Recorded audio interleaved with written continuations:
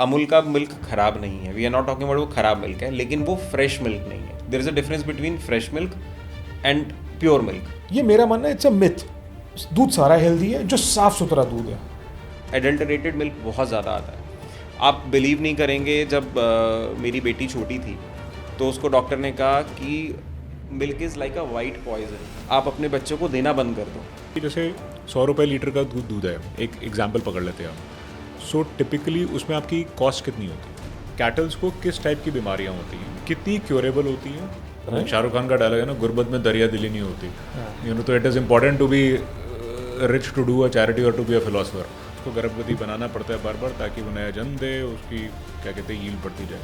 सो ये इसमें कितना सही और कितना गलत है ये फैक्ट नंबर 1. नंबर 2 इज़ इसमें what is the definition of ethical and non ethical according to you.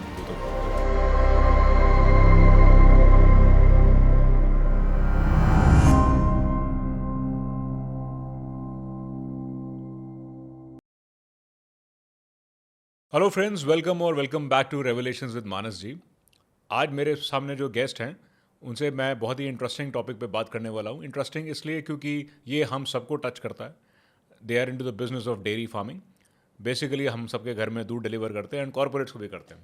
But journey इनकी एक्साइटिंग इसलिए है क्योंकि एक बिजनेस बैकग्राउंड से आ रहे हैं और दूसरी कंसल्टिंग बैंकिंग बैकग्राउंड से आ रहे हैं और चार्टर्ड अकाउंटेंट भी है. सो क्या रीज़न है कि उन्होंने अपनी वो जर्नी छोड़ के एक डेयरी बिजनेस शुरू किया, how the journey was. Not only that, हम इनसे ये भी सीखेंगे कि मिल्क के इंट्रिकेसीज क्या होती हैं, किस टाइप की गाय होती है, उनकी फीड्स क्या होती है, एडल्ट्रेशन कैसे होती है, मिल्क क्वालिटी कैसे होती है एंड सो ऑन. इस इंडस्ट्री को कैसे रन करना चाहिए, क्या चैलेंजेस आने चाहिए, ये सारी चीज़ें हम ट्राई करेंगे इस पॉडकास्ट पे कवर करने के लिए. So if you like the content please do give your feedback and subscribe. Thank you very much and welcome Suvrat and Himanshu. Thanks Manas. Thank you. So सबसे पहले ब्रीफली आप अपने बारे में बताओ, सुव्रत एंड हिमांशु, बिकॉज आप दोनों की थोड़ी डिफरेंट बैकग्राउंड्स हैं. That what's your background, how did you start and how the journey has been. Okay, I'm a chartered accountant, qualified in 2004. I was into banking industry. I was there for around 7-8 years. Then I started my own company in which I was doing financial consultancy and HR consultancy. At the COVID, HR consultancy obviously was not doing through a good phase, and we were not moving out. We were discussing, what to start next, and what needs to be done. Then we were discussing, and everybody was talking about organic stuff, purity. You should have good health, and all those things were coming up back again in fashion, or I would say people were more concerned about at the time of COVID. We were discussing with Subrat is a good friend of mine, so we were discussing about what to start off. Then we would discuss milk is something which, as you said, is one thing which is touching everybody, right? We need it on a daily basis. We are prominently a milk consuming country. So we thought, why not to start with, milk or a dairy industry. So we thought about it. We did some research for around 6 months or 9 months, and then we put up a farm in Greater Noida, and that is how the journey has started. So hi, my name is Suvrat. So I've done my graduation from Delhi University, and business has always been in my blood. So I have been, एक journey होती है सबकी. मेरा journey रहा है कि पैदा होती बिजनेस फैमिली में, मुझे बिजनेस में डाल दिया गया था. I started going office. आगे ही वहीं पे खुली हो. आंखें ही वहीं खुली मेरी basically. So I belong to this famous family, Oswal family from Ludhiana. Okay. And after that, my father expired very early, so I shifted to Delhi with my younger brother. And eventually, graduation के बाद, always wanted to do business. उसके बाद I went into solar business. My wife initially supported me. She is an interior designer, so she backed off. She took care of the house, and I got the opportunity to go into business. And solar का business बहुत अच्छे time तक किया till the time COVID hit us. COVID में सब बराबर हो गया. That is when, though I knew Himanshu long back, but that is when we started sitting together, discussing what is the future ahead. So we came up with this solution that milk is the only thing, or milk products are the only thing. COVID आए, कुछ भी आए, दूध की requirement रहेगी सबको, और साफ़ सुथरे दूध की. हेल्थ कॉन्शियस भी सब हो गए थे. That is how we got into the milk industry. We decided कि एक फार्म डाल के, and then let's go head with dairy farming and dairy processing. So basically आपने शुरू इसलिए किया कि ये एवरग्रीन इंडस्ट्री है, इसकी तो खपत होगी तो कहीं नहीं जा रहा ये business, and that is why it is easy to do also, right? तो आपने सोचा कि चलो यही कर लेते हैं, सोलर वोलर में तो फ्लक्चुएशन आती रहती हैं, and this is not gonna go anywhere. ये इजी इंडस्ट्री नहीं है, वो अभी बात करेंगे, आप भी समझेंगे, हम भी समझेंगे, बट ये Okay. बहुत इजी इंडस्ट्री नहीं है, मेरे ख्याल से सबसे टफ इंडस्ट्री है। लेट्स स्टार्ट विद जो मैंने बोला कि आपने इजी बिजनेस किया और आपने कहा this is the toughest business, right? क्या टफ है इस बिजनेस में? बिकॉज ये तो सदियों से चला आ रहा है, जन्मांतर से, जनरेशन से चला आ रहा है, मेरे घर में भी दूध आ रहा है, right? What is so tough and technical about this business? तो मानस जी, सबसे पहले तो लोगों को ना लगता है कि दूध निकालना बड़ा आसान है, गाय लेकर आओ, दूध निकालो और दूध सप्लाई कर दो। इतना आसान नहीं है। मतलब अब हमें इस इंडस्ट्री में 3-3.5 साल से ऊपर हो गया है, एंड विश्वास करिए, मैं किसी को डिग्रेड नहीं कर रहा, किसी काम को डिग्रेड नहीं कर रहा, बट जॉब हो या कोई और बिजनेस हो, एक टाइम फिक्स होता है, 9 to 5, 9 to 6।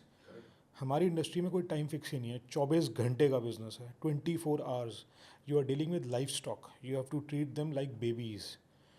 एक गाय, सुबह जब उनकी मिल्किंग होती है, फिर उनके बाद चारा डलता है, फिर उनका दिनचर्या होता है जिसपे उनकी केयर होती है, क्लीनिंग होती है, शेड्स की क्लीनिंग होती है। उसके बाद 2 घंटे का लड़कों को रेस्ट मिलता है जिसमें हम अपना आगे का प्लान बना रहे होते हैं। फिर उसके बाद शाम में दोबारा सेम प्रोसेस होता है। फिर गाय का भी रात को 3 बजे फ़ोन आ जाता है, विश्वास करिए, रात को 2-2, 3-3 बजे स्टाफ का फ़ोन आता है कि गाय बच्चा देने वाली है, या प्रेग्नेंट है, या कोई गाय बीमार हो गई है। So you have to be on your toes 24 hours, you can not shut down. आप बाहर भी गए अपने फैमिली को लेके घूमने के लिए, तो जनरली क्या होता है, हम शट डाउन कर देते हैं अपने आप को with when you are with the family. हमारे उसमें है ही नहीं, वो स्कोप ही नहीं है। पहले तो 24 आवर्स अपने टो पे रहना, फिर उसके बाद जितना मर्जी आप साफ दूध दे लो, कस्टमर ने कमी निकालनी है। मैं कस्टमर को ब्लेम नहीं कर रहा हूँ, मैं भी कस्टमर रहा हूँ। आज से 3 साल पहले मैं भी दूध का कस्टमर था किसी और का, बट ये ह्यूमन टेंडेंसी है हर चीज़ में कमी निकालना, बिना जाने बिना समझे भी कमियां निकाली जाती हैं। फिर चैलेंजेस बहुत सारे हैं, वो चैलेंजेस अगर आप चाहो तो मैं भी डिस्कस कर सकता हूँ। Please go ahead. पहली बात तो गाय पूरे साल दूध देती ही नहीं है, क्या साइकिल होती है उसकी? डिपेंड करता है, अलग अलग गायों की, अलग अलग ब्रीड्स की अलग अलग साइकिल होती है, बट मैं आपको एक बेसिक आइडिया दे देता हूँ। ठीक है। ह्यूमंस की तरह होती हैं गाय। 9 मंथ्स का प्रेगनेंसी सर्कल होता है। जैसे ही एक गाय कंसीव करती है, कंसीव करने के 3 महीने 4 महीने तक तो फुल पीक पे दूध दे रही होती है। फिर धीरे धीरे दूध कम होना स्टार्ट होता है। 6th मंथ आते आते 50% से नीचे जा चुका होता है। 7th मंथ तक तो आते हुए ना के बराबर होता है। फिर गाय ड्राई होती है, आखिरी के 2 महीने बिल्कुल दूध नहीं देती है, फिर वो बच्चा देती है।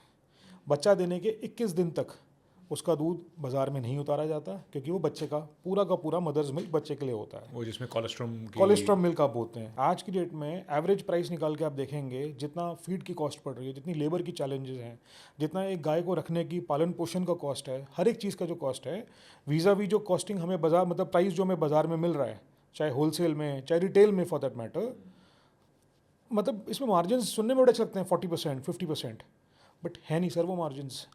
स्ट्रगल बहुत ज़्यादा है। आज के डेट में जैसे पैंडमिक आया था ह्यूमंस में, गायों में भी होता है, वो चैलेंजेस भी बहुत हैं। सो आपने कॉस्ट की बात की, राइट? और ऑपरेशन चैलेंजेस पे आने पहले just if you can give me a metric कि जैसे 100 रुपये लीटर का दूध है, एक एग्जांपल पकड़ लेते हैं हम।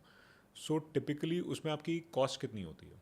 Basically if you took a ball park figure of costing, जो हमारी फीड की कॉस्टिंग होती है generally that is around 50 to 60% of the milk production, depending on the cows we are talking about. Generally that is around 50-60% is your costing is feed costing. उसके अलावा आपकी बाकी costing, आपकी लेबर, इलेक्ट्रिसिटी, डीजल, पार, these are packaging, वो सारी आपकी अलग कॉस्टिंग है। लेकिन कॉस्ट आज की डेट में दूध की जो प्रोडक्शन है, अगर आप देखेंगे ऑफ लेट किसी भी न्यूज़पेपर में देखेंगे या न्यूज़ में देखेंगे, हर जो सरकारी संस्थाएं भी हैं या जो कोऑपरेटिव हैं, वहाँ के जो फार्मर्स हैं, they are asking for 5 rupees 10 rupees litre का growth hike in the milk. आप ये देखिए कि पिछले जब हमने ये बिज़नेस शुरू किया था और जो आज है, प्रॉब्ली 4 साल के अंदर आपके खाने पीने की सारी आइटमों के रेट आई थिंक नाना करते हुए भी 50 से 60% बढ़ चुके हैं। When we were buying a product of probably 10 rupees, now those products are available 14-15 रुपये के आसपास अवेलेबल हैं। लेकिन अगर आप दूध की बात करेंगे तो शायद 12 या 14% का टोटल इंक्रीज़ हुआ होगा। हैविंग सेड दैट, जो हमारी फीड की कॉस्टिंग है, जब हमने काम शुरू किया था 3 साल पहले और आज की फीड की कॉस्टिंग में 18% के आसपास का फ़र्क आ चुका है सिर्फ फीडिंग कॉस्ट में। हमारा 18% का फ़र्क आ गया है, लेकिन जो हमें आगे से प्राइस मिलता है दैट इज़ अराउंड 12-13% बढ़ा है total in last 3.5 years since we have started. मोटा मोटा 5% का तो लॉस है because of the feed cost. Exactly, not feed cost, और हम वो पास ऑन कर नहीं पाते क्योंकि ना बहुत ज़्यादा प्राइस सेंसिटिव मार्केट है मिल्क की, क्योंकि there are many companies who are providing at a particular rate. वो फार्मर उनको एक फार्म लेवल पे और एक घर पे पालने का बड़ा अलग हिसाब होता है। अगर आप फार्म लेवल पे पाल रहे हैं किसी गाय को, तो जो उसको फीड दिया जाता है, जो उसकी सेवा करी जाती है या उसको फैसिलिटीज़ दी जाती हैं, वो आप जनरली घर पे नहीं देते। आपकी घर की कॉस्टिंग बड़ी कम होती है। एक फार्मर ने अपने घर पे 2 गायें पाल ली, उसके घर पे उसकी बीवी बच्चे ही उसकी देखभाल कर रहे हैं, और उसके बाद वो मिल्क निकालते हैं, जो कंज्यूम वो खुद कर लेते हैं वो कर लेते हैं, बाकी 10 किलो 12 किलो 15 किलो जितना भी मार्केट में होता है वो बेच देते हैं। लेकिन अगर आप फार्म रन कर रहे हैं तो आपकी कॉस्टिंग डेफिनेटली थोड़ी सी हाई होगी इन टर्म्स ऑफ, क्योंकि हम जो उनका प्रोटीन लेवल, मल्टीविटामिन, उन सब चीज़ों का ध्यान रखा जाता है, तो हमारी फीड भी उस हिसाब से होती है। हमारे फीड के अंदर बहुत सारे ऊपर से सप्लीमेंट डाले जाते हैं to take care of the health and to take care of the quality of the milk which we are giving. How big is your farm? So it's around 6 acres.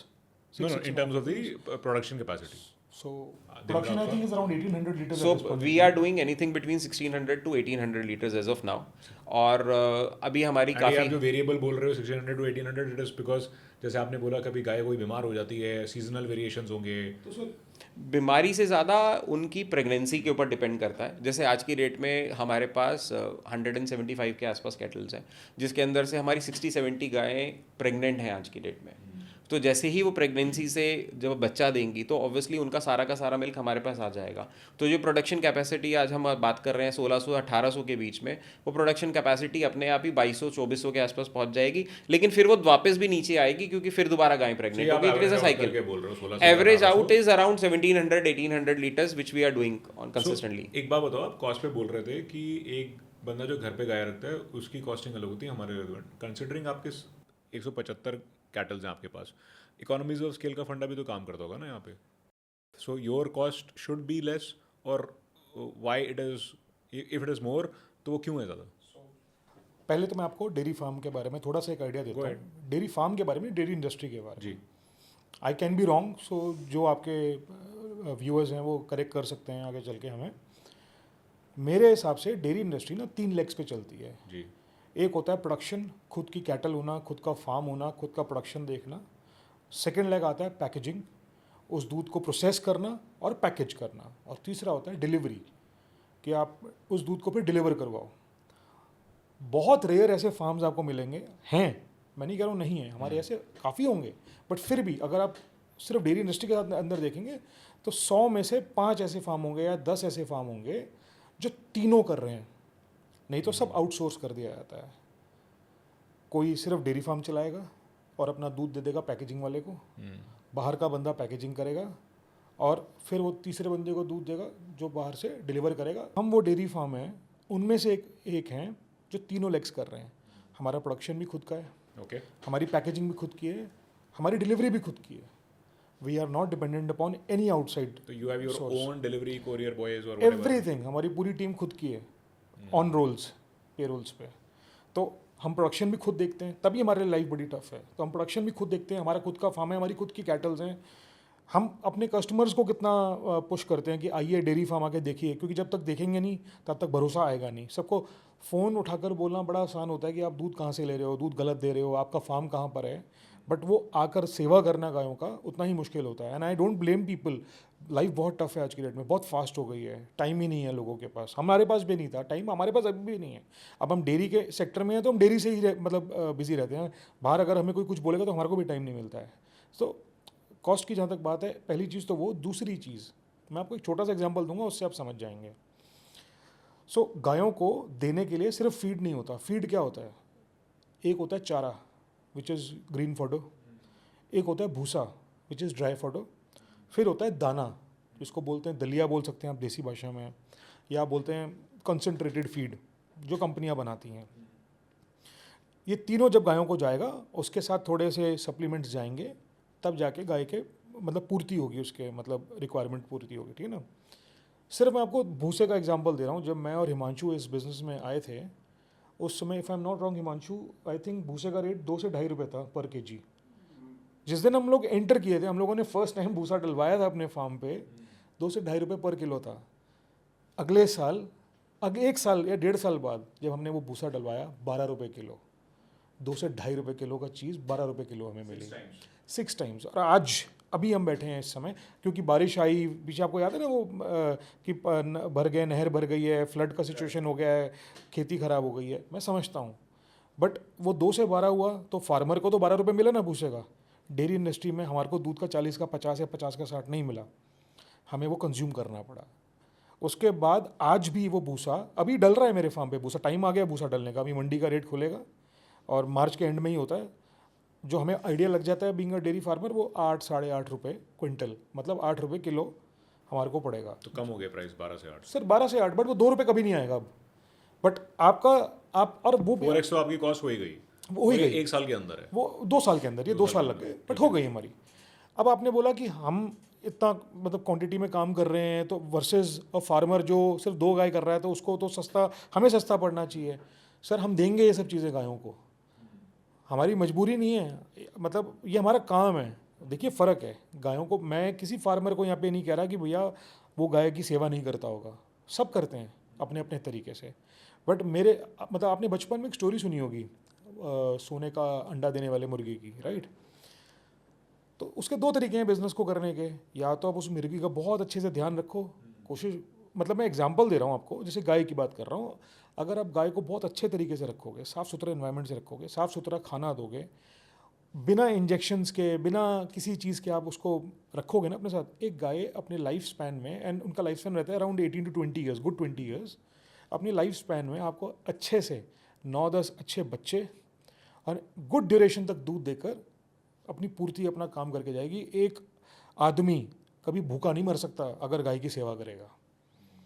But अगर आप यही करो कि भैया मैं छोटा फार्मर हूँ और मेरे पास 2 ही गायें हैं और मुझे घर भी चलाना है और मैं उसको इंजेक्शन देना शुरू कर दूँ, उसको खाने के लिए अपने घर का बचा हुआ सब्जियों का जो छिलका होता है या वो सब चीज़ें मैं देना शुरू कर दूँ, तो दूध तो मैं निकाल लूँगा तब भी, बट वो गाय 4 से 5 साल में या तो बिल्कुल हमारी जैसी भाषा में बोलूँ बांझ हो जाएगी, बच्चा देना बंद, जहाँ वो वैसे हो जाएगी, उसकी हेल्थ डिटेरियोरेट होगी, 5 से 7 साल के अंदर वो गाय नहीं बचेगी। बट एक बात बताओ, चाहे आप उसको कितनी भी अच्छी न्यूट्रिटिव डाइट दो, and correct me if I am wrong, क्योंकि मैंने कहीं पढ़ा था कि अगर 18 साल की लाइफ है या 20 साल की लाइफ है, बिकॉज ऑफ रिपीटेड प्रेगनेंसीज उनकी लाइफ एज सच 5 से 7 साल की हो जाती है फ्रॉम 18 to 20।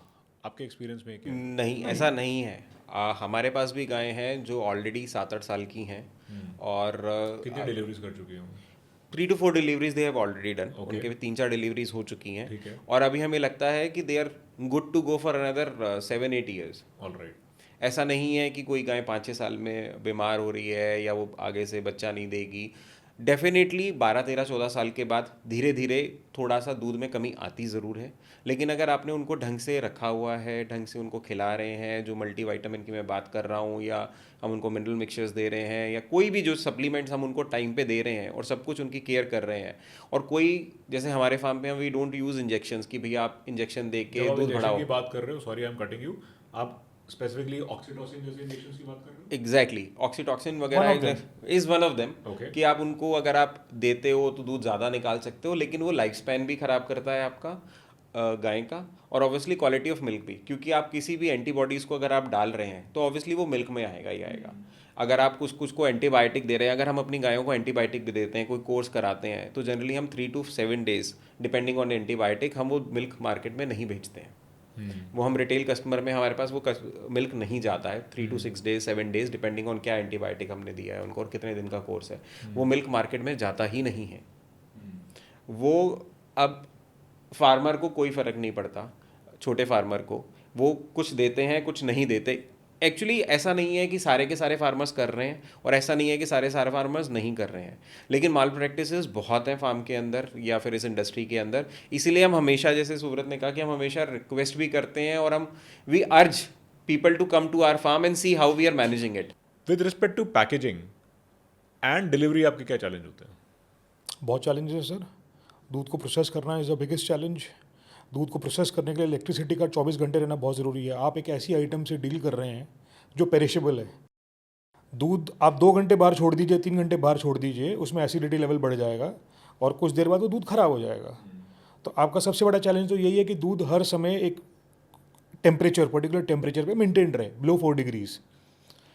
तो पहले तो इलेक्ट्रिसिटी का सबसे बड़ा चैलेंज है। सो आपको इलेक्ट्रिसिटी सप्लाई कितनी रहती है टिपिकली 24 घंटे में से? तो हमने क्या करा, इसके लिए हम सॉल्यूशंस ढूंढने पड़ते हैं। तो इसके लिए Himanshu came up with this idea कि सुब्रत एक काम करते हैं, जब हम लोग इस इंडस्ट्री में हैं ही and we have a long view कि हम लोग इस इंडस्ट्री में रहने वाले हैं लंबे समय तक, तो why don't we get into biogas production. Biogas का प्लांट लगाते हैं, गोबर हमारे फार्म पे इतना सारा हो रहा है, तो बायोगैस प्रोड्यूस करते हैं और अपना बिजली खुद जनरेट करते हैं, विच वॉज अ फैंटेस्टिक तो आइडिया। आपने मतलब पीछे से सप्लाई नहीं, सप्लाई हमारे पास अभी भी आती है, बट क्या है, जिस इंडस्ट्री में आप होते हो ना, आप हर चीज़ का बैकअप बना के चलते हैं। Correct. So just to increase that backup and secondly आप और सस्टेनेबल हो जाओ और एफिशिएंट हो जाओ, आपने बायोगैस प्लांट लगा लिया। हमने बायोगैस का प्लांट भी लगाया है सर, हमने सोलर का प्लांट भी लगाया हुआ है, सोलर पैनल्स भी लगे हुए हैं, उसके बाद हमारे पास जनरेटर्स भी हैं, उसके बाद सरकार से बिजली का पूरा लिया हुआ है, सारा हम लोगों ने अपने पैरामीटर्स लगे हुए हैं। बट एक बात बताओ, ऐसे आपने जब ये बिजनेस प्लान किया, apart from the government supply और द पावर बोर्ड से जो सप्लाई आ रही है, आपकी कितनी सप्लाई यूनिट आपके ये बाकी अरेंजमेंट्स की वजह से आप अरेंज कर पाते हो? सो कितना, मतलब टिपिकली आप कितना % ऑफ बिजनेस और अपने ऑपरेशंस अपनी सेल्फ जनरेटेड से कर पाते हो? तो प्रॉब्ली आज की डेट में हमारे फार्म पे 80% ऑफ आर जो हमारी बिजली की रिक्वायरमेंट है वो हमारी बायोगैस से पूरी हो जाती है। फैंटास्टिक। और ये बायोगैस प्लांट की ROI क्या होती है, कितना टाइम होता है इसका? क्योंकि मतलब अगर 80% है, it's a very good figure, but एक कैपेक्स इन्वेस्टमेंट रही होगी, इसकी ROI क्या होती है? तो टिपिकली जो आपका एक बायोगैस होता है उसका typical ROI would be anything between 3 to 4 years depending on आपकी यूसेज कितनी है। और उसका लाइफ स्पैन कितना होता है बायोगैस प्लांट का? लाइफ स्पैन तो 15 से 18 साल होता है अगर आप उसको ढंग से मेंटेन करते हैं, लेकिन 12-14 साल तो कहीं पर भी नहीं जाता। तो मतलब उस हिसाब से देखा जाए तो 3-4 साल के बाद बिजली मुफ्त हो जाती है। बिजली मुफ्त हो जाती है डेफिनेटली। तो अभी नंबर यही है कि 70 के आसपास का, अगर गर्मियों में, हम टिपिकल गर्मियों की बात कर रहे हैं, 70 आप जो बोल रहे हो क्या? 70,000 अ मंथ। ओके। मोटा मोटा हमारा जो बिल आया करता था वो 15-16 हज़ार के आसपास रह गया है। गर्मियों में थोड़ा सा बिल ज़्यादा हो जाता है। आपको जो पीछे से सप्लाई जो आती है पावर की, इसमें आपको ये किस दर के अंदर आती है? Is is a subsidize rate for this business? Because ये एग्री बिजनेस है या कुछ है, उसकी वजह से कोई सब्सिडी होती है? No, we are not getting any subsidy, it is a industrial rate which is available to everybody. गाँव में आपका हमारा कमर्शियल यूनिट ही लगा हुआ है और उसी के नाम पे आती है। अगर आपने वहाँ पे प्रोसेसिंग प्लांट लगाया हुआ है तो आपको कमर्शियल यूनिट ही लेना पड़ता है। तो मतलब जो टिपिकल धारणा है ऐसी कि फार्म लैंड है, फार्म लैंड पे टैक्स फ्री इनकम तो होती है, लेकिन उसके अलावा बिजली पानी सब फ्री होगा? नहीं, ऐसा कुछ नहीं है। हमें अगर रूरल की, वहाँ पर अगर आप रूरल वाला भी वो लगा सकते हैं, लेकिन रूरल के अंदर क्या है कि आपको 3 से 4 किलोवाट से ऊपर का आपको कनेक्शन नहीं मिल सकता। ओके। तो अगर आपको उससे ऊपर का कनेक्शन लेना है तो हमारा जैसे 18 किलोवाट का कनेक्शन है तो वो आपको लेना ही कमर्शियल में पड़ेगा और कमर्शियल यूनिट ही यूटिलाइजेशन होगा उसमें। So when it comes to packaging, as you said कि storage is a major cost maintaining. So first is electricity, then is storage. Storage में बहुत ध्यान देना पड़ता है कि दूध खराब ना हो जाए, मेंटेन करना पड़ता है, टेम्परेचर के साथ साथ लोगों को केयरफुल रहना पड़ता है। देन इज प्रोसेसिंग, पैकेजिंग का मतलब प्रोसेसिंग एंड पैकेजिंग। क्या स्टेप्स होते हैं प्रोसेसिंग में? सो जैसे आपका दूध आया, सबसे पहले दूध आता है बल्क मिल्क कूलर, चिलर में, ठीक है। दूध ठंडा होता है। देन पेस्चराइजर लगा होता है, वो पेस्चराइजर के थ्रू निकलता है, दोबारा उसके बाद चिलर में जाता है दूध। दोबारा पेस्चराइजर आप समझते हैं राइट? पैस्चराइजेशन जहाँ तक मैंने पढ़ा था बचपन में, इट इज़ बेसिकली आपने एकदम से दूध को गर्म किया एंड सडनली उसको फ्रीजिंग पॉइंट पे डाल दिया, राइट? तो क्या आप लोगों के ग्रेड पे कुछ अलग होता है क्या? नहीं, यही होता है। काइंड ऑफ यही होता है। करेक्ट। दूध को पेस्चराइज करने के लिए दूध को मशीन से निकाला जाता है, जिसमें दूध को गर्म किया जाता है एक फिक्स टेम्परेचर पे, जिसमें कि बैड बैक्टीरियाज हम लोग किल कर दें। और उसके बाद फिर वो दूध ठंडा किया जाता है। जब वो दूध 4 डिग्री के बिलो आ जाता है, उसके बाद वो बॉटल पैक या पाउच पैक, जिस तरह से जो आप किसमें करते हो? So right now we are into bottle packaging. Eventually the idea is bottle packaging तो रहेगी, we will get into pouch packing as well. But why did you decide कि बॉटल पैकेजिंग में जाएंगे हम?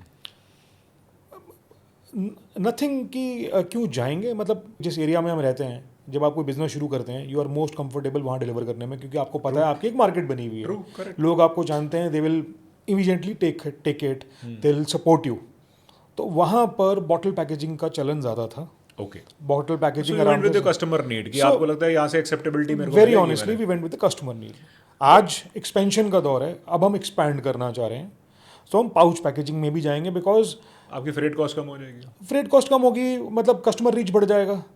मेन तो कॉस्टिंग ही challenge है। Correct. आज के डेट में दूध मैं भी दे रहा हूँ, दूध अमूल भी दे रहा है, दूध मदर डेयरी भी दे रहा है। मेरा प्राइस फ़र्क है अमूल मदर डेयरी से, रीज़न मेरा दूध फ्रेश है, 24 आवर्स से पहले पहले मैं डिलीवर कर देता हूँ, बॉटल पैक करके पेस्चराइज करके घरों बट में। ऐसे तो मतलब उन्होंने भी अपनी उसमें लिखा होता है ना कि आपकी भी जो प्रोडक्ट है आप उसमें आपकी एक्सपायरी डेट होती है। मैं अगर कोई भी पैकेट लेता हूँ किसी का, वो उसकी भी एक्सपायरी डेट होती है। तो मतलब फिर how you are more fresh So और somebody like you is more fresh?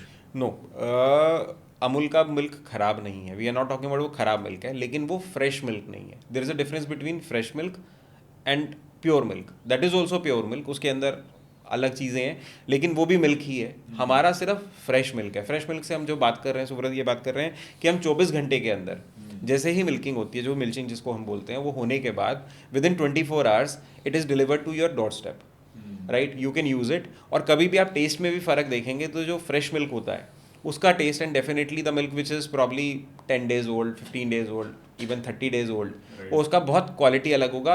उनका हमारा दूध क्या होता है कि फ्रेश है, हमारा जैसा दूध निकला हमने उसको किया, स्टैंडर्डाइजेशन नहीं करते जैसे अमूल करता है। तो हमारे मिल्क की अगर आप पूरे साल में भी देखेंगे तो टेस्ट में हल्का फुल्का फ़र्क आता है। जैसे कस्टमर कहता है कि आज आपका दूध अलग क्यों लग रहा है, वो वेदर के हिसाब से हमारा मिल्क हल्का फुल्का टेस्ट में अलग लगता है। कोई भी फार्म मिल्क अगर आप उठाएंगे वो अलग लगता है, क्योंकि हम स्टैंडर्डाइजेशन नहीं करते। जो मिल्क आया आपने उसको प्रेशराइज किया, पैकिंग किया और डिलीवर कर दिया। अमूल वगैरह स्टैंडर्डाइजेशन करते हैं। हाँ, वो क्योंकि उनकी प्रोसेसेस होती हैं जिसकी वजह से उनको स्टैंडर्डाइज करना पड़ता है। पर जो उनके टेस्ट में फ़र्क नहीं आता है ड्यूरिंग द सीजन, और आपके स्केल में या आपकी प्रोसेसेस से जो भी बिजनेस चल रहे हैं उनमें जो फ़र्क आता है, that is the reason. That is the only reason, because हमारी फ्रेश मिल्किंग हो रही है और वही दूध जा रहा है जैसा दूध निकल के आ रहा है। तो मिल्क का हल्का फुल्का टेस्ट आपके चारे से भी फ़र्क पड़ता है, क्योंकि थ्रू आउट द ईयर आपको एक जैसा चारा नहीं मिलता। आज आप हो सकता है उसको मक्का खिला रहे हो, कल आप उसको गन्ना खिला रहे हो, तीसरे मंथ में हो सकता है कुछ और खिला रहे हो। उस वजह से थोड़ा सा टेस्ट में फ़र्क आ जाता है, जिसकी वजह से कस्टमर को ही थोड़ा सा हमें भी एडुकेट करना पड़ता है कि आप समझो जब आपके पास फ्रेश मिल्क आ रहा है तो उसके टेस्ट में हल्का फुल्का फ़र्क आएगा depending on the weather. Actually reminds me of a very good point, क्योंकि ये मैंने एक्सपीरियंस किया था कि सेम चॉकलेट जो कि एक मिल्क प्रोडक्ट है, वो सेम ब्रांड की यहाँ पे कुछ टेस्ट करती है, बाहर कुछ और टेस्ट करती है। तो मैंने ये पूछा था सवाल, मैं कैडबरी की फैक्ट्री में था, कि आपकी डेयरी मिल्क यहाँ पे डिफरेंट क्यों है। It was outside India, and India में टेस्ट क्यों अलग। तो उन्होंने भी यही बोला था कि जो फीड है, बेसिकली घास पे हमारा कंट्रोल नहीं है, वेदर पे हमारा कोई कंट्रोल नहीं है।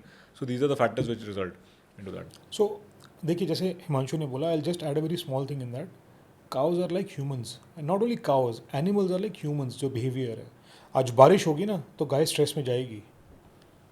आज सर्दी के मौसम में धूप निकली होगी ना और गाय मज़े से बैठी होगी, जुगाली कर रही होगी, तो गाय बहुत आराम से बैठी है, एंजॉय कर रही है। And does it affect production में? 100%, 100%। तो एक बात और बताओ, जैसे गाय आपने बांध के रखी हुई है वर्सेस आपने फार्म में खुली छोड़ी हुई है, उसमें फ़र्क आता है क्या? ज़मीन आसमान का,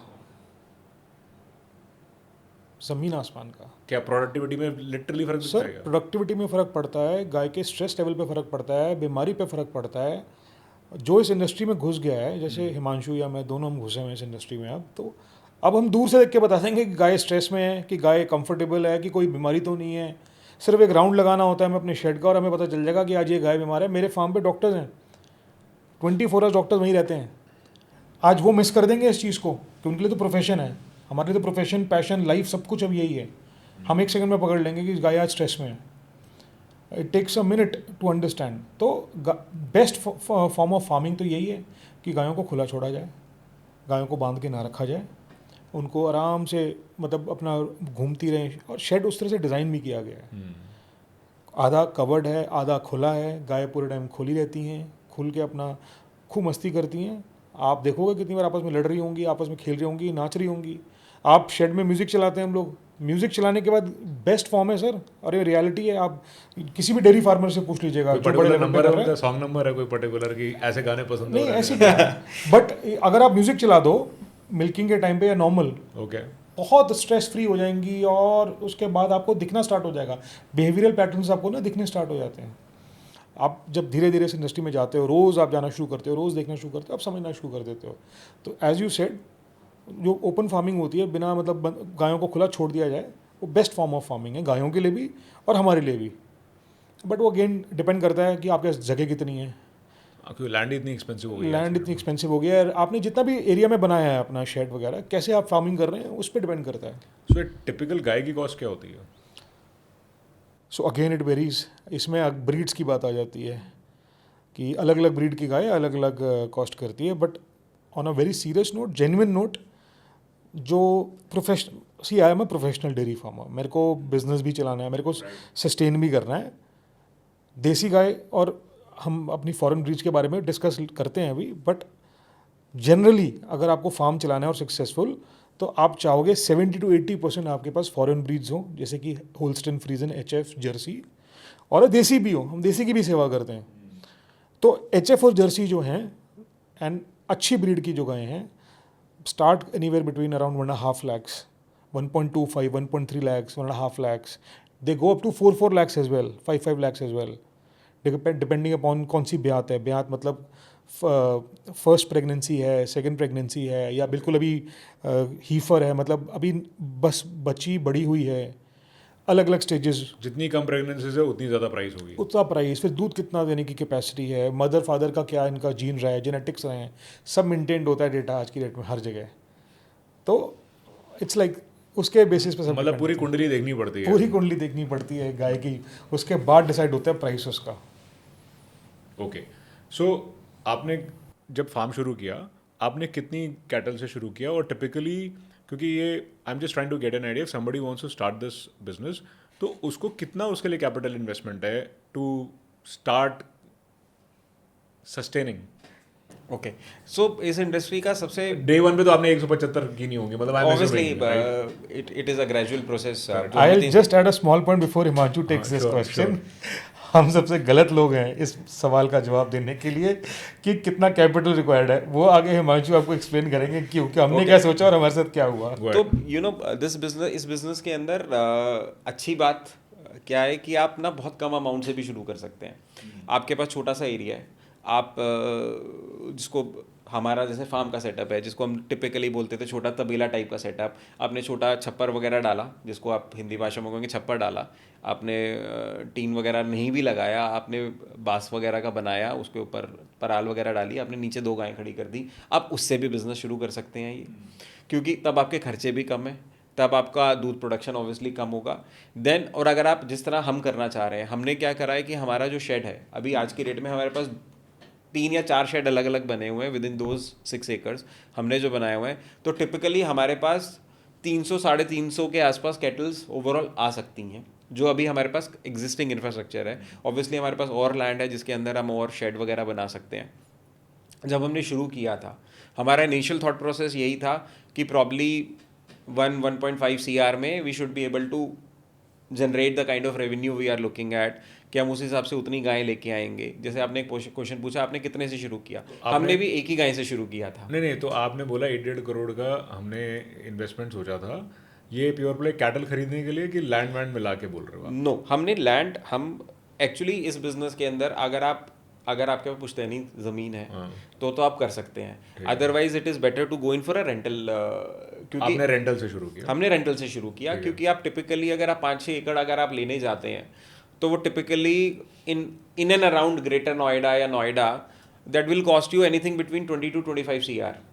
तो 20-25 करोड़ अगर आप इस बिजनेस में लगा देंगे तो it is a non starter from day zero, not day 1, day 0. मतलब even if you are thinking of buying a land and then starting it, it is a non-starter, especially in this area. If you are going probably 500 kilometers away from this place and you are getting land for probably 40-50 lakhs, 60 lakhs, 70 lakhs, 80 lakhs, then it is fine. But if you are investing so much money in the land, it is a non-starter. 40-50 lakh जो बोल रहे हो, ये 6 एकड़ के land के piece? 6 एकड़ हो या 4 एकड़ भी हो, टिपिकली इस रेंज की. मतलब आपके पास अगर आपको टिपिकली अगर आप एक अच्छा डेयरी फार्म चलाना चाहते हैं तो आपके पास टिपिकली कम से कम 3 एकड़ की लैंड होनी चाहिए, 3 से 4 एकड़ की. और मैं पकड़ लूँ 10 लाख पर एकड़ की कॉस्ट अगर बैठ रही है तब तो सोचो खरीदने की, अदरवाइज तो मतलब इट इज 10-20 लाख एकड़ में अगर आपको मिलती है और आपको लगता है एप्रिसिएशन अच्छी मिल जाएगी, कनेक्टिविटी अच्छी होनी चाहिए, क्योंकि अल्टीमेटली आपको दूध निकालने के बाद कहीं डिलीवर भी करने जाना है, तो आपको कनेक्टिविटी भी चाहिए. पीछे आपने गांव में कोई खेत खरीद लिया जिसके अंदर आपकी road infrastructure is not proper, तो आप सर्दियों में, बारिशों में आप बाहर ही नहीं निकल पाएंगे उस प्लेस से. आपको दूध रोज़ लेके जाना है, क्योंकि दूध रोज़ सुबह निकलेगा, शाम को निकलेगा, ultimately you have to go. आप उस दूध को रख नहीं सकते. क्योंकि रोज़ दूध देना है, रोज़ दूध निकलेगा, रोज़ आपको बेचने जाना है। तो आपको वो आप ऐसा नहीं कर सकते कि चलो बारिश आ रही है 4 दिन बाद हम दूध लेके चले जाएंगे, तब तक वो ख़त्म हो जाएगा। तो आपको वो भी चीज़ देखना बहुत ज़रूरी है कि अगर आप जहाँ पे फार्म डाल रहे हैं वो ऐसी लोकेलिटी में हो कि वहाँ से आपका डिलीवरी आसान हो। मैं ये नहीं कह रहा कि इट हैज़ टू बी कि वो 50 किलोमीटर के अंदर अंदर हो या 100 किलोमीटर के अंदर अंदर हो किसी बड़ी सिटी पे, वो 400 किलोमीटर दूर भी हो सकता है। लेकिन फिर आप वो मैनेज कर पाएँ कि 400 किलोमीटर आप जाके वहाँ पे मैनेज कर रहे हैं और वहाँ से डिलीवरी आप अगर डेली एनसीआर में करना चाहते हैं तो 300 किलोमीटर से आप खुद ही सोचिए कि 300 kilometre on a daily basis अगर आप डिलीवरी कर रहे हैं तो बहुत ही ज़्यादा मुश्किल काम है। ऐसी कंपनीज़ हैं जो 100-150 किलोमीटर से डिलीवरी कर रही हैं, लेकिन अल्टीमेटली दे ऑल्सो फेल और दे ऑल्सो फील वेरी मतलब चैलेंजिंग कि वो रोज़ की रोज़ 150 किलोमीटर से डिलीवर करना आसान नहीं है। So one point I have taken a note कि लगभग हम 10 से 20 लाख रुपए पर एकड़ की कॉस्ट पकड़ते हैं, और अगर पेपराइजेशन अच्छी है तब तो सोचो लैंड लेने की, अदरवाइज लीज मॉडल पे इट इज़ अ Better है।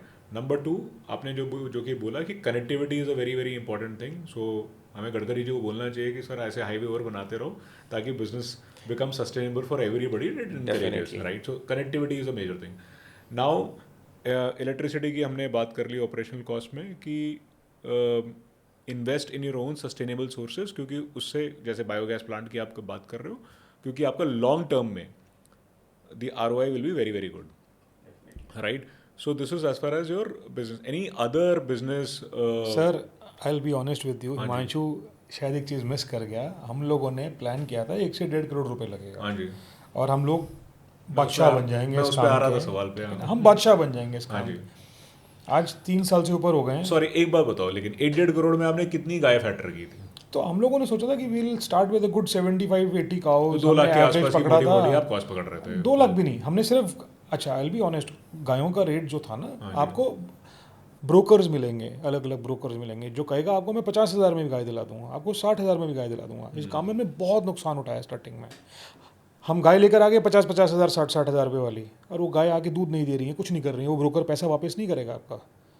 वो अब उन गायों पे यहाँ मेहनत भी करी ब्रोकर है। होते हैं। सर ब्रोकर ही होते हैं यहाँ पे, आप कहीं भी जाइए ब्रोकर मिलेंगे। डायरेक्ट फार्मर्स आपको गाय देना चाहेंगे नहीं। आज की डेट में मैं और हिमांशु हैं, हमारे पास करीबन 175 काउज हैं, बच्चे हैं हमारे पास, बड़े तैयार हो रहे हैं, 200 प्लस का स्ट्रेंथ है हमारा। मेरे पास कोई आता है आज गाय परचेज करने के लिए, मैं नहीं देता, और शायद मैंने आज तक बेची भी नहीं। हम लोगों ने आज तक कभी कोई गाय नहीं बेची ना, हम लोग इंटेंड करते हैं। बिकॉज ऑफ इमोशनल और business reason? Both both. Emotions, believe me, वो भी हम लोग आते हैं, बट 3 साल में ना पत्थर बना दिया है। जबकि हम लोग अभी भी इतने सेंसिटिव है अपनी काउस को लेके। मेरे पास अभी आपसे पॉडकास्ट करते करते फ़ोन आ जाए कि कोई गाय बीमार है तो मैं सब छोड़ छाड़ के पहले गाय पे लगूंगा। Same with Himanshu.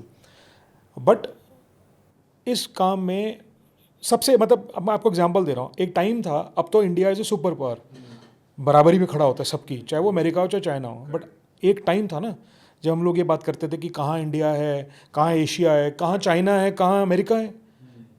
इस इंडस्ट्री में Punjab versus the rest of the states वो वाला हाल है। पंजाब से ऊपर कुछ नहीं है, पंजाब लीड कर रहा है इस इंडस्ट्री को, हमारे इंडिया में तो एटलीस्ट। तो जितनी भी मैक्सिमम काउज आती हैं, दैट साइड साउथ में भी बहुत अच्छा काम हो रहा है, बट जितनी भी हमारे नॉर्थ साइड में जितनी भी काउज मैक्सिमम आती हैं पंजाब से आती हैं। तो पंजाब में ब्रोकर्स हैं जो गाय वाय दिलवाते हैं। तो हमने जैसे 1.5 करोड़ का अगर बजट एलोकेट किया था, तो हम सोच के चल रहे थे 70-80 लाख की गाय आएंगी, 30-40 लाख का सेटअप हो जाएगा। रेंट वेंट का हम लोगों ने 2 साल का पकड़ लिया था, साथ में हम लोग अपना थोड़ा BMC वगैरह लगाएंगे, फ्रेश मिल्क सप्लाई करेंगे। आज 3.5 साल हो गए हैं, हमारा 6 करोड़ से ऊपर लग चुका है इस काम में। आप विश्वास करिए, हिमांशु ने इस काम के चक्कर में पहले अपना घर बेचा एक, इसके पास एक, इसने अपना सेविंग करी हुई थी, इसने अपना वो फ्लैट बेचा, उसके करीबन 9 महीने 10 महीने के बाद फिर मैंने अपना एक फ्लैट बेचा। क्योंकि हम सोच के चल रहे थे, हम कोई ऐसा तो है नहीं कि हमने बहुत पैसा बनाया हुआ था, बेसिक लोग थे, फैमिलीज़ का बैकग्राउंड भूल जाइए, बट हम बेसिक लोग थे। अपना जो हम लोग लाइफ चला रहे थे, जो सेविंग्स करी थी, सब लगा दिया आज इस काम में। 6 करोड़ लग चुके हैं और अभी भी इसका अंत नहीं है।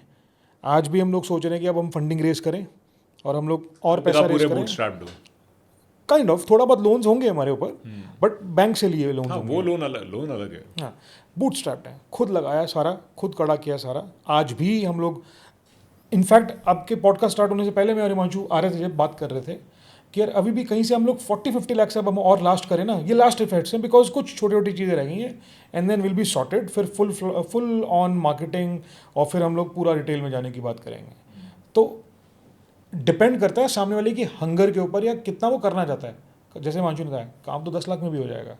आप 2 गाय ले आओ, घर से शुरू कर लो, धीरे धीरे बढ़ाते रहो। बट उसके लिए फिर आप इस इंडस्ट्री में सिर्फ पार्ट टाइम कर रहे हो, 2 घंटे 3 घंटे का काम आप जॉब कर रहे हो। बट अगर आप उसको फुल टाइम बनाना है और आपको एक्चुअली में चाहिए कि मेरा एक लाइफ लॉन्ग बिजनेस बन जाए, तो उसके लिए इसके कोई अंत नहीं पैसे की, जितना मर्जी पैसा लगा लो। आप मेरे को 10 करोड़ दे दो, मैं 10 करोड़ का भी और मैं और डाल सकता हूँ 10 करोड़ इसमें, मैं और गाय ले आऊँगा, मैं और बड़ा बन जाऊँगा। इसका अंत कुछ नहीं है। But can start with 5 lakhs 10 lakhs basic amount. But as a industry, it is a very heavy capex heavy industry that way.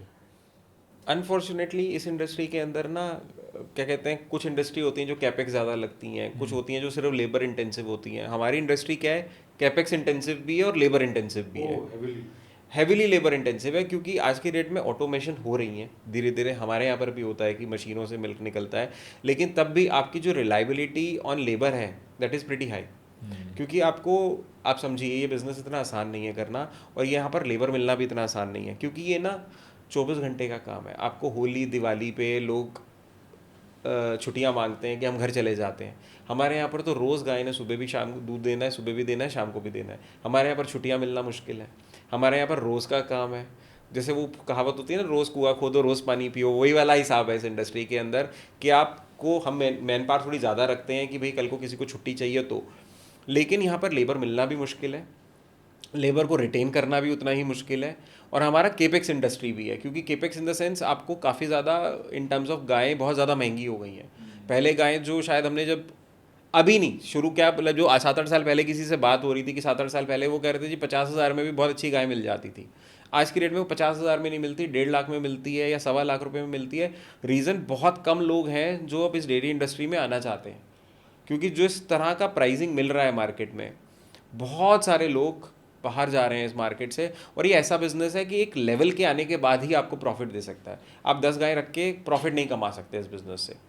ये तो एक बात बताओ, on the business aspect these are my 2 final questions for you. Number 1 is कि अगर इतनी problem है तो व्हाट इज द मोटिवेशन, क्यों करते हो ये बिजनेस? मतलब ultimately business has to be good on books, right? थोड़ा let's cover that aspect, number 1। Number 2, अभी आई अंडरस्टैंड कि आप B2C एंड B2B दोनों हैं।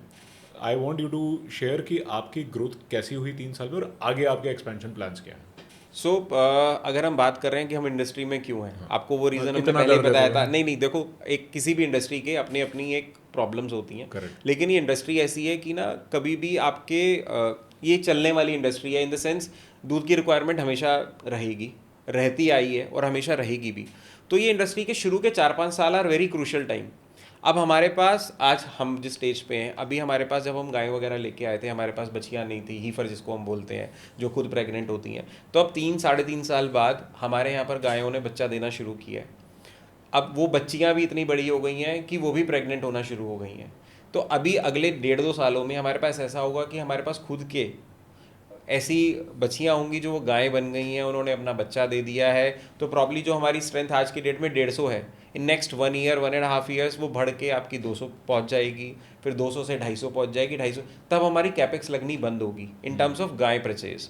और हमने इंफ्रास्ट्रक्चर पहले ही इतना बना रखा है कि मैंने आपको जैसे बताया 300-350 आराम से cattle we can accommodate in our existing infrastructure. घूमते हुए एनवायरनमेंट में, खेलते हुए एनवायरनमेंट आराम से, मतलब खुला एनवायरनमेंट है। हम अपनी गायों को कभी भी नहीं बांधते, सिर्फ खाना खाते वक्त भी उनको बांधा नहीं जाता। खाना उनके पास आता है, खाना डाला जाता है एले में, एले में वो खुद आके अपना खाना वाना खाया और उसके बाद पीछे जाके वो रिलैक्स करती हैं। हमारी एक भी गाय हम बांध के नहीं रखते, अनलेस एंड अनटिल कोई बीमार हो या कोई प्रॉब्लम हो, उसका इलाज होना हो, तो वो बांधी जाती है। तो आइसोलेशन में तो वो आइसोलेशन में रखा जाता है उसको, रादर देन बांधने से ज़्यादा आइसोलेशन में रखा जाता है। लेकिन हम कोई भी अपनी गायों को बांध के नहीं रखते। तो हमारी गाय इज़ अ फ्री एनवायरनमेंट। लेकिन हाँ, ऐसा नहीं है because they are in the boundary, कि वो खेत वाला सिस्टम नहीं है कि खेत में चरने का छोड़ दिया। अगर आप 200 कैटल्स को खेत में चरने के लिए छोड़ दोगे तो उनको वापस इकट्ठा करने के लिए भी 2 घंटे लग जाएंगे हमें, तो वो नहीं होता। लेकिन within the premise we have ample of space for them to move around. So in spite of all the challenges, क्योंकि इंडस्ट्री एवरग्रीन है, that is why it's good. और क्योंकि अब आपने ऑलरेडी इतनी जर्नी कवर कर ली हुई है कि आपकी सक्सेस जो है, जो आपने प्लान की थी, जस्ट अराउंड द कॉर्नर है। No, it is a compound effect जो आपको आएगा। That's Right. it. Alright, the second question, Expansion plans. Yes. So now currently You are B2B, B2C both, right? okay, so we are into B2B as well as B2C. B2C we started a year back. अब हमारा focus कितना split है आपका B2B versus B2C का? आज की date में हमारा प्रॉब्ली 20-80 के आसपास, 25-75 के आसपास होगा तो B2C 25 is B2C? B2C and 75 is B2B as of now. But we want to change it. हम प्रोडक्शन बढ़ाना चाहते हैं, हम दूध ज़्यादा करना चाहते हैं. हम ये चाह रहे हैं कि नेक्स्ट 1 ईयर हमारा जो B2C वाला सेगमेंट है that should be around 40-50% of our total production. 50-50 पे आप लाना चाहते 50-50 करना चाह रहे हैं और obviously will try to grow it. हाँ, हम अपना B2B बिजनेस को थोड़ा सा रिस्ट्रिक्ट करना चाहेंगे कि जो अभी लेवल पे है उससे जितना थोड़ा बहुत बढ़ाना चाहते हैं, लेकिन we want to focus more on B2C business as of now. तो इसीलिए जैसे हम बात कर रहे थे कि अभी हम बॉटल पैकिंग वगैरह कर रहे हैं. बॉटल के अंदर एक लॉजिस्टिक चैलेंज है, हमेशा रहेगा, क्योंकि बॉटल की एक लिमिटेड कैपेबिलिटीज़ की आप कहाँ तक डिलीवर कर सकते हो और कितना एक क्रेट में लेके आप जा सकते हैं. जो आपका पॉली पैक होता है उसको आपको डिलीवर करना बड़ा आसान है, आपको रिवर्स लॉजिस्टिक्स नहीं करना पड़ता. एग्जैक्टली, मतलब बॉटल वापस फिर करोगे क्या उसका? बहुत बड़ा चैलेंज है. Reverse logistics is a big challenge. Bottle टूटती बहुत है. जैसे आपको एक बॉटल, अगर हमारी प्रिंटिंग के बाद बॉटल कॉस्ट करती है 35 to 40 रुपीज़, अगर आपने वो बॉटल तोड़ दी, कस्टमर एज अ कस्टमर हमने, अगर वो बॉटल टूट गई तो वो बॉटल कभी रीयूज़ नहीं हो सकती. और charging from a customer is a difficult और टास्क. बॉटल आप वापस भी नहीं ले रहे हो? वापस लेते हैं हम, बॉटल वापस लेते हैं, वो सैनिटाइज होती हैं, धुलती हैं और वो वापस सप्लाई में जाती हैं. Okay. So that is what we started with, right. अभी हम थोड़ा सा कोशिश कर रहे हैं कि उसको थोड़ा सा पॉलीपैक भी इंट्रोड्यूस करने की, वो बहुत जल्दी हो जाएगा. That is one expansion plan. And there are few other things which we are targeting कि थोड़ा B2B में हम एक कंपनी को बहुत ज़्यादा सप्लाई कर रहे हैं. फिर हम पॉलीपैक में we are, Can you mention what is the company's name? No it is a big FMCG company in Rather one of the biggest अच्छा, FMCG companies. मतलब हम सब in ने उसका India. कुछ ना कुछ खाया हुआ है. Definitely. 100%, sir. All right. It is 100%. so they have, and it gives a It's an Indian validation. company? Yeah, it is an Indian company. It gives a validation as well. Reason being उनके अपने strict parameters होते हैं किसी भी company के. अगर आप एक FMCG कंपनी, बड़ी FMCG कंपनी या FNC कंपनी को अगर आप दूध सप्लाई करते हैं और आपका दूध वहाँ पे एक्सेप्ट होता है, तो that gives you a validation that you are giving a quality milk to those guys. अगर मेरे घर पे कभी मिल्क आता है, मुझे नहीं पता मैंने कभी उसकी टेस्टिंग करी होगी, राइट. हमने कभी कोई टेस्टिंग नहीं करी, कोई भी नहीं करता. हम मान के चलते हैं कि जो दूध आ रहा है हमारे पास सही ही आ रहा होगा, लेकिन वहाँ पे सारी टेस्टिंग होती है, चाहे आपका फैट से रिलेटेड हो, चाहे आपके केमिकल से रिलेटेड हो, कोई आपका मिक्सिंग है या नहीं, हर चीज़ की टेस्टिंग होती है. अगर वो कर रहे हैं और उसके बाद हमसे वो मिल्क ले रहे हैं, तो that is a validation that we are doing a good job in terms of producing the good quality milk. So आपने 3-4 साल में आपकी क्या रेवेन्यू ग्रोथ रही इस पे? So obviously first year was just a I 2 mean, months. you can share on the percentage basis, right? And हम zero से शुरू नहीं करते क्योंकि फिर तो इनफाइनाइट ग्रोथ है. फर्स्ट ईयर का से आपका नंबर 100 रुपीज़ था revenue. Today after 3 years or 4 years, where are you? And what is the plan? So अगर हमारा फर्स्ट ईयर का, अगर हम 1 रुपये की बात करते हैं कि 1 रुपये हमारा ग्रोथ नंबर था, तो उसके बाद वो नंबर ऑलरेडी 5 हो चुका है. And this year we are expecting it to be around 8 or 10. So this year means end of FY26, 2025-26 के एंड 25-26 के एंड में. 8 और 10. Yes. ये कितना टाइम में हुआ? 1 रुपये से लेके 10 रुपये की जर्नी आप लोग 4 years. 4 years में you are targeting a 10x growth. That's impressive. लेकिन इसमें आपका typically what is a PAT and EBITDA looking like? So to start off with, EBITDA बहुत ज़्यादा स्ट्रॉन्ग नहीं है. This year would be a good EBITDA margin, because हमारे operational खर्चे और हमारा केपेक्स वगैरह काफ़ी है, तो ऑब्वियसली डेप्रिसिएशन वगैरह भी ज़्यादा था. कुछ हमारा obviously we are also learning की. I know EBITDA may not be the right thing, but let's put it this way. अगर आप सिर्फ ऑपरेशनल एक्सपेंसेस को कंसिडर करो, क्योंकि कैपेक्स और वो सब हम उसमें नहीं फैक्टर करते हैं, तो अगर आपका नेट प्रॉफिट देखा जाए, कैपेक्स कॉस्ट साइड पे रखते हैं. So how is it improving and how is it going? So it is improving obviously. First year से आज के डेट में अगर हम बात करते हैं तो PAT margin has increase to around 2x what we were doing 2 years back. So now it is around 2x of what we were doing. And is this purely because of milk और आपका diversification of products की वजह से? हमने diversification भी किया है. अब हमने मिल्क से शुरू किया था ऑब्वियसली, फिर हमने पनीर भी इंट्रोड्यूस किया हुआ है.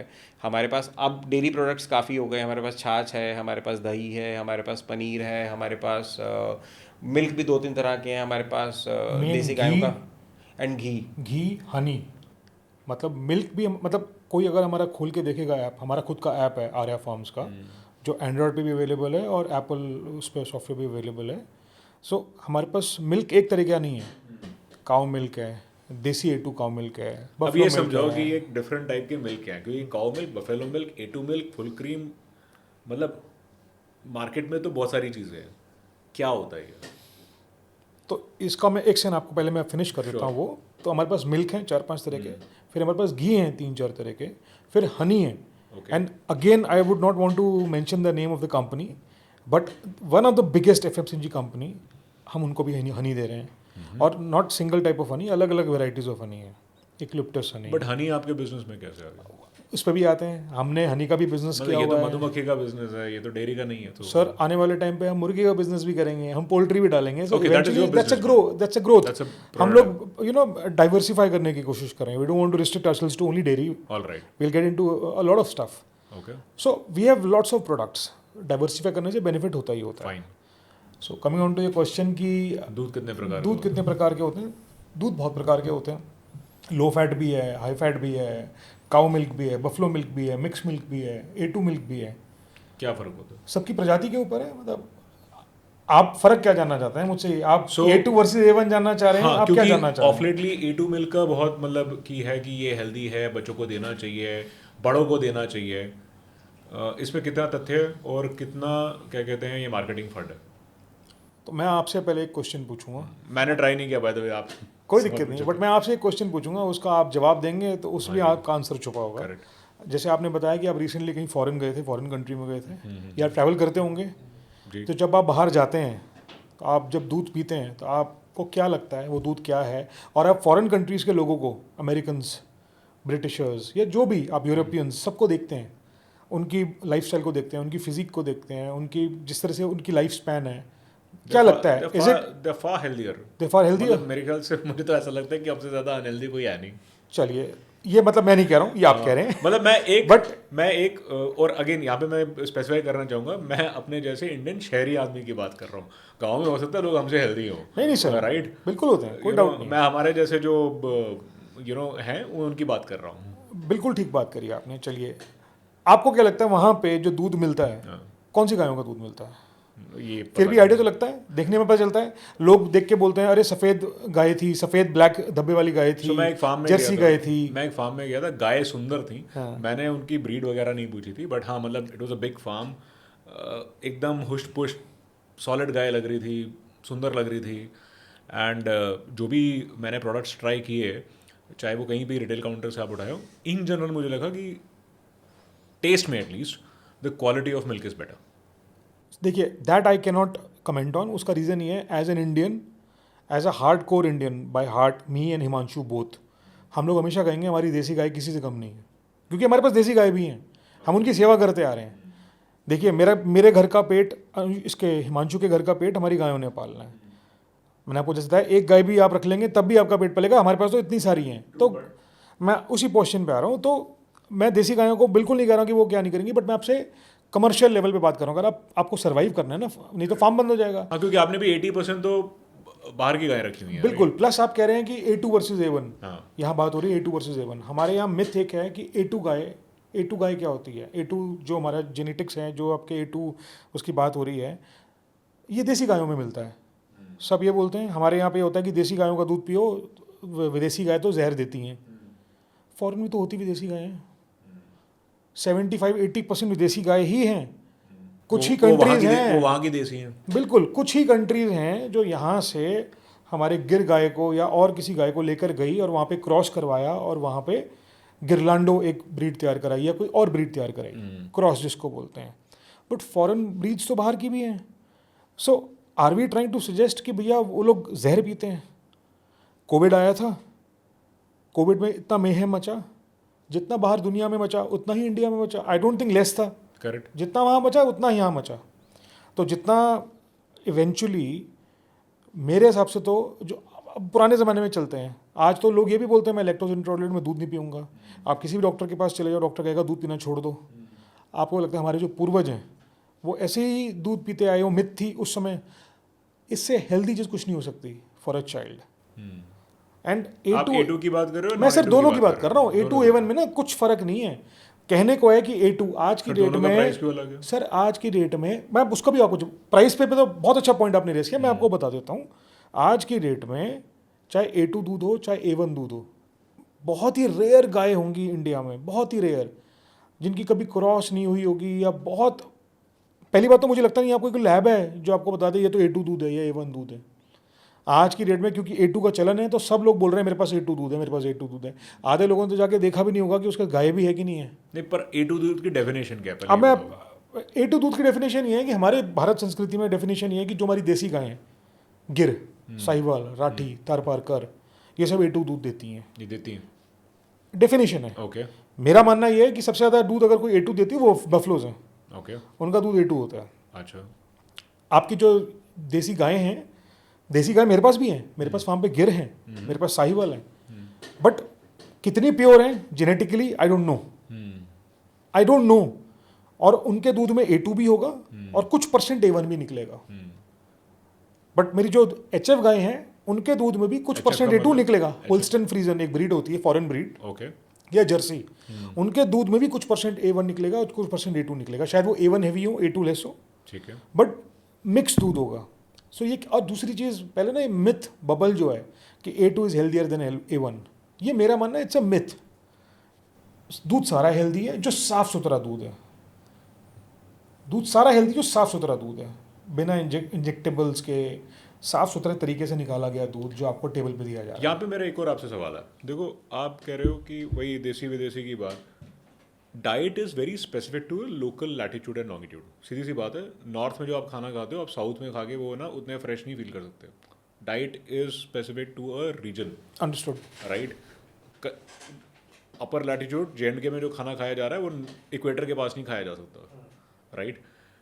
नाउ सिमिलरली अगर मेरे यहाँ पे एक सर्टन क्वालिटी का दूध मिल रहा है और मैं विदेशी गाय का दूध ले रहा हूँ, तो ये तो फिर मिसमैच हो गया ना, क्योंकि मेरी यहाँ की जो गाय है, मेरे यहाँ के जो प्रोडक्ट्स हैं जो देसी दे रही है वो यहीं के एनवायरनमेंट के हिसाब से दे रही है। So I should be able to adopt to it very easily, right. लेकिन मैं जो बाहर से ला रहा हूँ, तो आप भी जो बाहर से ला रहे हो या जो ले रहे हो, उसका मेन रीज़न क्या है? सो टू थिंग्स, वन कि आपने बोला कि दूध सब एक जैसे हैं, so then why A2 is selling at a higher price. Number two कि बाहर से आप जो बोल रहे हो कि 80% हमने भी विदेशी गाय रखी हुई है, तो ये जो क्रॉस इफेक्ट है due to the weather and latitude, क्या इससे क्यों रखी हुई है? क्या इससे कोई इम्पैक्ट नहीं होता? सो मैं आपको दोनों क्वेश्चन, आपके दो क्वेश्चन हैं, जी। एक तो प्राइस पॉइंट आ गया जी, उस पर भी आते हैं, एक आपने बोला कि क्यों मतलब फॉरेन ब्रीड्स यहाँ पे सर्वाइव कैसे कर रही हैं, क्या है। तो मैं मतलब बहुत सिंपल वे में पुट करने की कोशिश कर रहा हूँ, जो मेरे दिमाग में आ रहा है ना, I am putting it on the table. हमने बचपन में साइंस में स्टोरी पढ़ी है, और साइंस में पढ़ी है, थ्योरी पढ़ी है, और ये रियलिटी है, सर्वाइवल ऑफ द फिटेस्ट। आप भी जानते हैं, मैं भी जानता हूँ। मैं नॉर्थ इंडियन हूँ, मैं पंजाब में बड़ा हुआ हूँ, कई साल मैंने पंजाब में काटे हैं, आज मैं दिल्ली में रह रहा हूँ। मेरे पास अगर लाइफ में कोई ऑप्शन नहीं होगा, अगर आप मेरे को उठा के साउथ में डाल देंगे ना, मैं पहले 1 साल तक चैलेंजिंग रहेगा मेरे लिए, then I will adapt. Correct, 10 साल बाद मैं उतना ही साउथ इंडियन बन जाऊंगा जितना मुझे होना चाहिए, और सर्वाइव करूंगा आराम से। बिल्कुल। ये गाय आज नहीं आई हैं यहाँ पे, ये यहाँ सदियों से हैं, और सरकार भी लेकर आई है। जैसे हमारे यहाँ से गाय बाहर गई हैं, बाहर से भी गाय यहाँ लाई गई हैं, यहाँ तैयार करी गई हैं। So coming back to the point, A2 milk और नॉर्मल मिल्क में फ़र्क क्या होता है और उसकी प्राइस इतनी हाई क्यों होती है? Y that pricing? सो पहली बात तो जो मार्केटिंग का तरीका सबका है, हमारा भी है। देसी गाय पहले समझते हैं क्या फ़र्क होता है, दूध पे आने से पहले समझते हैं गायों में क्या फ़र्क होता है, उससे आपको प्राइस का आंसर मिल जाएगा। तो जो फॉरेन ब्रीड्स हैं, जैसे होल्स्टन फ्रीजन हो गई या जर्सी हो गई, आज की डेट में, सॉरी, ये जो जर्सी गाय है ये फॉरेन ब्रीड है? फॉरेन ब्रीड, अच्छा, क्योंकि बचपन में किताबों में पढ़ा था जर्सी, मुर्रा, ये सब जो हैं ये इंडियन ब्रीड। मुर्रा तो भैंस की एक ब्रीड Correct. होगी, वो अपनी देसी है। देसी है। जर्सी गाय जो है ज़्यादातर आपको फॉरेन में मिलेंगी, Alright. और अब तो इंडिया में हर जगह अवेलेबल ठीक है, फाइन। और अभी से नहीं, जैसे आप बोल रहे हो उसका सदियों से अवेलेबल है, बट क्योंकि कैटेगराइज करा जाता है, पंजाबी पंजाब से आते हैं, जैसे उस तरह से जर्सी जो है वो फॉरेन ब्रीड है। ओके, ठीक। होल्स्टन फ्रीजन HF जिसको बोलते हैं, फॉरेन ब्रीड है। ठीक है। अपनी देसी गाय होगी, गिर हो गई, साहिवाल, राठी, हरियाणवी, थारपारकर, उसका कोई अंत नहीं, बहुत सारी ब्रीड्स हैं, वो सारी अपनी इंडियन देसी ब्रीड्स हैं। गाय सारी अच्छी हैं, दूध सबका अच्छा है, ये मेरा हिमांशु का मानना है, दूध सबका अच्छा है, गाय सारी अच्छी हैं, कोई वो नहीं है। प्राइस फैक्टर की बात कर रहे हैं, तो उसके लिए समझें पहले गाय का क्या फ़र्क होता है। तो आज की रेट में होल्स्टन फ्रीजन हो, HF या जर्सी, ये गाय पूरे दिन में, कुछ गाय ऐसी हैं जो 20 लीटर दूध देती हैं, कुछ देती हैं जो 40 देती हैं। पंजाब में अभी कंपटीशन होके हटा है, हफ्ते भर पहले 80 लीटर दूध दिया एक दिन में। तो एट एन एवरेज एक फार्म पे, मैं अपने फार्म की बात करता हूँ, एट एन एवरेज HF और जर्सी जो मिल्किंग में हैं उनका एट एन एवरेज, मैं जिसमें ड्राई पीरियड वगैरह सब मिला जुला के बता रहा हूँ, पूरे एक ब्यांत का जिसको बोलते हैं, एक सर्कल का 24-25 लीटर का एवरेज होगा per day. Just to understand, ये ब्याज जो होता है बेसिकली उसकी जो साइकिल होती है, प्रेगनेंसी साइकिल जो होती है Pregnancy पूरी, cycle। उसको बोलते हैं ब्यात। सो जो आप वो जो 9 मंथ्स 9 months 60 डेज को माइनस करके और उसके बाद फिर 2 महीने के बाद वो फिर से शुरू करती है, वहाँ से नई ब्याज पूरे साल में 1 ईयर में, एक साल में एक HF गाय या जर्सी गाय आप मान के चलिए 300 दिन दूध देगी। ठीक है। अब वो 300 दिन जो दूध दे रही है उसमें कितने कितने दिन वेरिएट कर रही है, किस दिन, मतलब प्रेगनेंसी साइकिल के हिसाब से, उस हिसाब से बात हो रही है। तो मैं जैसे आपको बता रहा था कि जो हमारी फॉरेन ब्रीड्स, जो कहने को फॉरेन ब्रीड्स हैं, HF जर्सी, ये एक एक दिन में जो हमारे एवरेज निकल रही है फार्म पे 25 लीटर की एवरेज निकल रही है। ठीक है जी। अब हम बात करते हैं देसी गायों की। देसी गाय जो है अपने पूरे साइकिल में, जैसे अब मैंने आपको बताया कि वो प्रेग्नेंट होती है फिर बच्चा देती है, जैसे देसी गाय है, आज देसी गाय प्रेग्नेंट हो गई, ठीक है जी। एक देसी गाय का मैक्सिमम पीक जो होता है ना दूध हिट करने का, प्योर देसी गाय का, बहुत ही कोई अच्छी गाय निकला है तो 20 लीटर देगी फर्स्ट मंथ या 2 मंथ्स में। Otherwise at an average start करेगी वो 15 लीटर 14 लीटर से, एक अच्छी डिसेंट गाय। 3 महीने बाद वो आ चुकी होगी 10 लीटर पे, 5वें महीने पे आ चुकी होगी 7-6 लीटर पे, और 7वें महीने तक वो ड्राई हो चुकी होगी और फिर वो बच्चा देगी। खाएगी वो उतना ही जितना वो जर्सी खाएगी या HF खाएगी, सेम सबकी खाना होता है, चारा भी सबको उतना ही चाहिए, पानी भी सबको उतना चाहिए। बट जो आपकी देसी गाय है उसका जो एवरेज निकल के आएगा ना, जैसे मैंने बताया 25 लीटर पर डे आपका HF का निकल के आ रहा है, उसका एवरेज आपका 7, 8, 9 इससे ऊपर का एवरेज नहीं आएगा मिल्क का। तो अगर मिल्क प्रोडक्शन ही इतनी है तो फिर यील्ड तो रेट तो चाहिए ही ना मेरे को। अगर मैं उसके लिए, मतलब अगर मैं रेट भी नहीं लूँगा करेक्ट। तो मैं सर्वाइव भी नहीं कर पाऊंगा। आपको क्या लग रहा है जो फार्म्स बंद हो रहे हैं, देसी गायों के फार्म बंद हो रहे हैं, इतनी शॉर्टेज है A2 मिल्क की, जो हम बोलते हैं देसी गायों की मिल्क की। A2 मिल्क बोलना is not the right thing. देसी मिल्क, देसी गाय का मिल्क बोलना इज द राइट वर्ड मेरे हिसाब से। देसी गाय का दूध इतनी आसानी से मतलब जो सप्लाई है बहुत शॉर्ट है देसी गाय के दूध सो की। A2 मिल्क जो है दैट इज द प्योर देसी गाय का milk. Sir kind of again थोड़ा सा कंफ्यूजन ये है कि देसी गाय का दूध जो है ना A2 हेवी होता है। ओके। मैं इंडियन कंडीशन A2 में उसकी कंसंट्रेशन, A2 की कंसंट्रेशन ज्यादा होती है, हैवी होती है, राइट। ठीक है ना। बट जो गाय है हमारी देसी गाय, जो हमारी ब्रीड्स हैं, उनकी जो मिल्किंग कैपेसिटी है, मैं अपनी बात करता हूँ, मैं पूरे दिन में 10 रोटी खाता हूँ मान लीजिए, या एक मील में 10 रोटी खाता हूँ। मेरे साथ हिमांशु बैठे हैं, ये 1 रोटी खाते हैं। बट ज़रूरी नहीं है कि हम लोगों की डाइट सेम है या नहीं है, तो जितनी एनर्जी इनके अंदर है उतनी एनर्जी मेरे अंदर हो। ये आज के डेट में मैराथन रन करते हैं, ये 50-50, 200-200 ये साइकिलिंग करते हैं, ये शिमला चले जाते हैं साइकिल लेकर। मैं यहाँ से परी चौक तक नहीं जा पाऊँगा साइकिल लेकर। उसी तरह से जो गाय है ना, देसी गाय जो हैं दूध देती हैं पूरे साल में, एवरेज निकाल लो 7-8 का एवरेज आता है पर डे का, वीजा वी जो होल्स्टन फ्रीजन का 20 का एवरेज आ जाएगा एक अच्छे फार्म में, 18 का आ जाएगा, 25 का आ वहाँ से जाएगा। यील्ड नहीं निकलती। तो जब यील्ड जितना होगा प्राइस उस हिसाब से होगा। तो फिर उसको आप A2 एंड हेल्थ बेनिफिट के हिसाब से वो मार्केट होता है। नहीं सर, A2 का बेनिफिट तो है ही है, मैं तो देसी गाय का बोल रहा हूँ, देसी A2 काउ मिल्क, ठीक है। क्योंकि A2 हैवी है, बट देसी गाय का दूध है। आपके चॉइस के ऊपर है, आप जो मांगेंगे मैं तो वो देने को तैयार बैठा हूँ। आप मुझसे अगर फ़ोन करके पूछेंगे कि भैया मेरे को कौन सा दूध लेना चाहिए, मैं आपको ये नहीं बोलूँगा A2 लीजिए, मैं तो आपको बोलूँगा मेरे पास सारा दूध अवेलेबल है। मेरे पास A2 मिल्क भी है, देसी A2 मिल्क भी है, मेरे पास होल काउ मिल्क भी है जिसको हम HF और जर्सी का बोलते हैं। आप मुझसे बोलेंगे कौन सा बेटर है, बोलूँगा दोनों अच्छे हैं। मैं कोई बायस नहीं रखूँगा कि ये लीजिए या वो लीजिए, डिपेंड इवेंचुअली करेगा आपकी पॉकेट साइज़ के ऊपर, आप क्या लेना चाहते हैं। आप मुझसे पूछेंगे भैया महंगा क्यों है, तो उसका मैं आपको जवाब दे रहा हूँ, महंगा इसलिए कि उसकी यील्ड कम है। आज गाय तो चारा खाएगी ना, गाय तो उतना ही चारा खाएगी, उतना ही पानी पिएगी। अगर बट वो यील्ड दे रही है 7 लीटर का, तो गाय को चारा डालने के लिए, उसका ध्यान रखने के लिए लोग तो उतने लग रहे हैं, मेहनत उतनी लग रही है।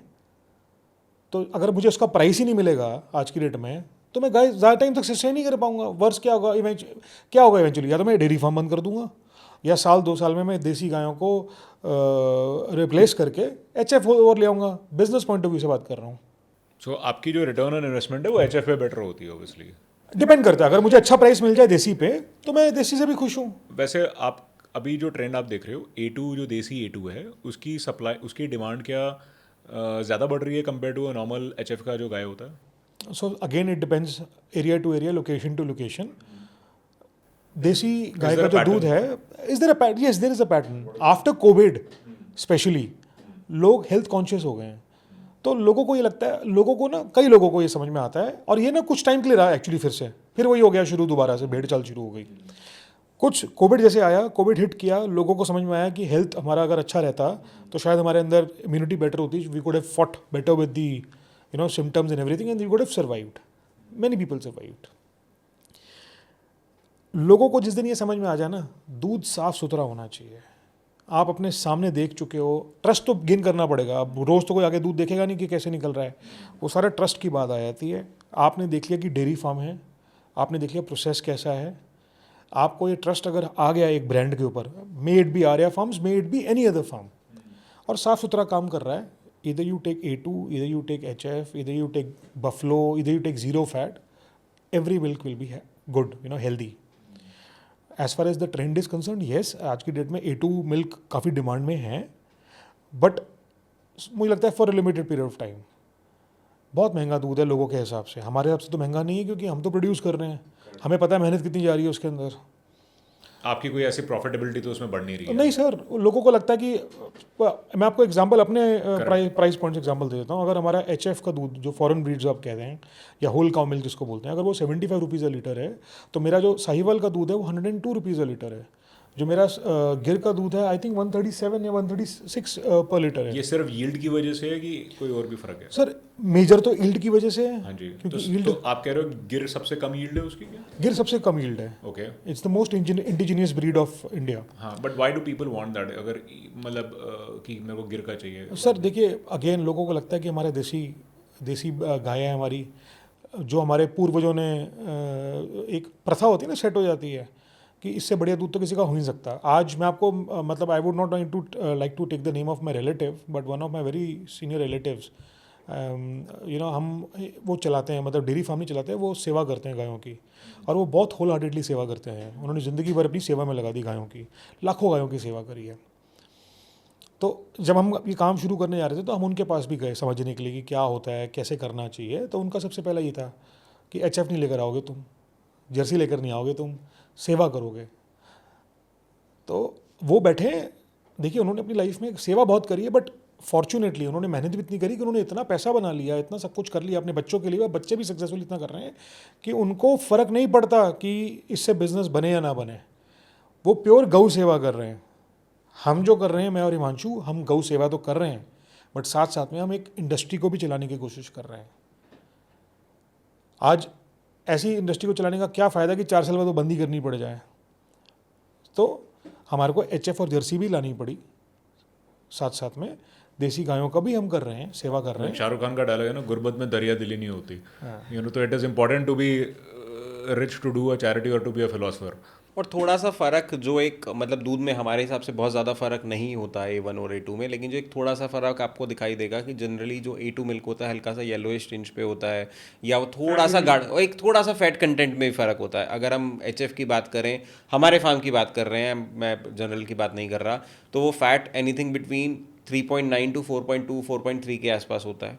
और अगर आप देसी गाय की बात करें तो उनका फैट थोड़ा सा ज़्यादा होता है, 4.4 4.5 भी होता है, 4.78 भी होता है, लेकिन जनरली ऑन एन एवरेज 4.4 4.5 का फैट होता है देसी गायों का, और HF गायों का ऑन एन एवरेज 4.2 4.3 के आसपास का फैट होता है। कौन सी ब्रीड का या कौन सा दूध लिया जाए जिसमें फैट सबसे कम होता है? सो माई अपॉलॉजीज फर्स्ट, हिमांशु ने बहुत सही पॉइंट रेस किया, आई मिस दैट पॉइंट। आपने जो फ़र्क पूछा था ना, देसी गायों का सबसे इंपॉर्टेंट बेनिफिट यही है, उनका जो फैट हैवी है, लिपिड प्रोफाइल जो दूध का है वो काफ़ी स्ट्रॉन्ग है, और HF का भी अच्छा है अगर अच्छी किया गए, 4.2, बट कंपैरेटिवली देसी गायों का ज़्यादा आएगा, बफलो का तो और ज़्यादा आएगा। अब आप पूछिए क्या पूछ रहे थे। मिल्क एंड मिल्क प्रोडक्ट्स में अडल्ट्रेशंस कैसे हो रही हैं? किस टाइप की अडल्ट्रेशन हो रही है? If you can throw some light on that, क्योंकि मार्केट में पनीर X रुपीज़ भी मिलता है, 1.5x भी मिलता है, राइट? और सेम इज़ देसी घी, जिसकी अडल्ट्रेशन की न्यूज़ हायर आए गए दिन आती रहती है। What are the red flags that I should spot और आई शुड वॉच आउट कि यार ये प्रोडक्ट थोड़ा गड़बड़ हो सकता है? सर फर्स्ट ऑफ ऑल मानस, आपको एक चीज़ देखनी पड़ेगी कि जो प्राइसिंग है आज के रेट में, जैसे हम पनीर बनाते हैं अपने फार्म पे, तो जिस रेट में हम पनीर बना रहे हैं उससे सस्ता पनीर मार्केट में बिक रहा है। अगर आप शॉप पे जाएंगे गिव एन तो आप, एग्जांपल। फॉर एन एग्जांपल, अगर आप मार्केट में जाते हैं तो आपको 250 रुपये किलो, 300 रुपये किलो पनीर मिल जाता है। मिलता है। शायद 200 रुपये में मिलता है एट प्लेसेस। 200 रुपये किलो में सिंपल मैथ्स है, it is impossible to make paneer in 200 rupees which is being sold in the market. I am sure वो पीछे से कितने रेट में आ रहा होगा किसी को भी नहीं पता। वो 100 रुपये का बन रहा है, 150 रुपये का बन 10% मार्जिन तो वो भी कमा रहा होगा दुकान में। आई एम श्योर राइट। वो कमा रहा होगा, लेकिन जो उसको सप्लाई कर रहा है वो भी कमा रहा होगा। करेक्ट। तो 15% का तो शेव ऑफ पकड़ के चले। 15 से 20% का शेव ऑफ है। अगर 200 सवा 200 रुपये का मार्केट में बिक रहा है तो that means you are producing at 150 170 rupees which is impossible to make. भाई आप भैंस के दूध का बनता है, भैंस के दूध का आप कितना गाय के भी दूध का नहीं बनता पनीर। पनीर में जनरली जो अच्छा पनीर होता है वो भैंस के दूध का कंटेंट ज़्यादा होता है उसके अंदर, क्योंकि वाइटनेस ज़्यादा होती है। और जो गाय का मिल्क होता है उसके अंदर आपकी थोड़ा सा येलोइश टिंज होता है, तो जनरली वो वाइट का बनता है। और थोड़ा सा उसमें एक फ़ैट कंटेंट आपको 4-4.5% आइडियली एक पनीर में होना चाहिए।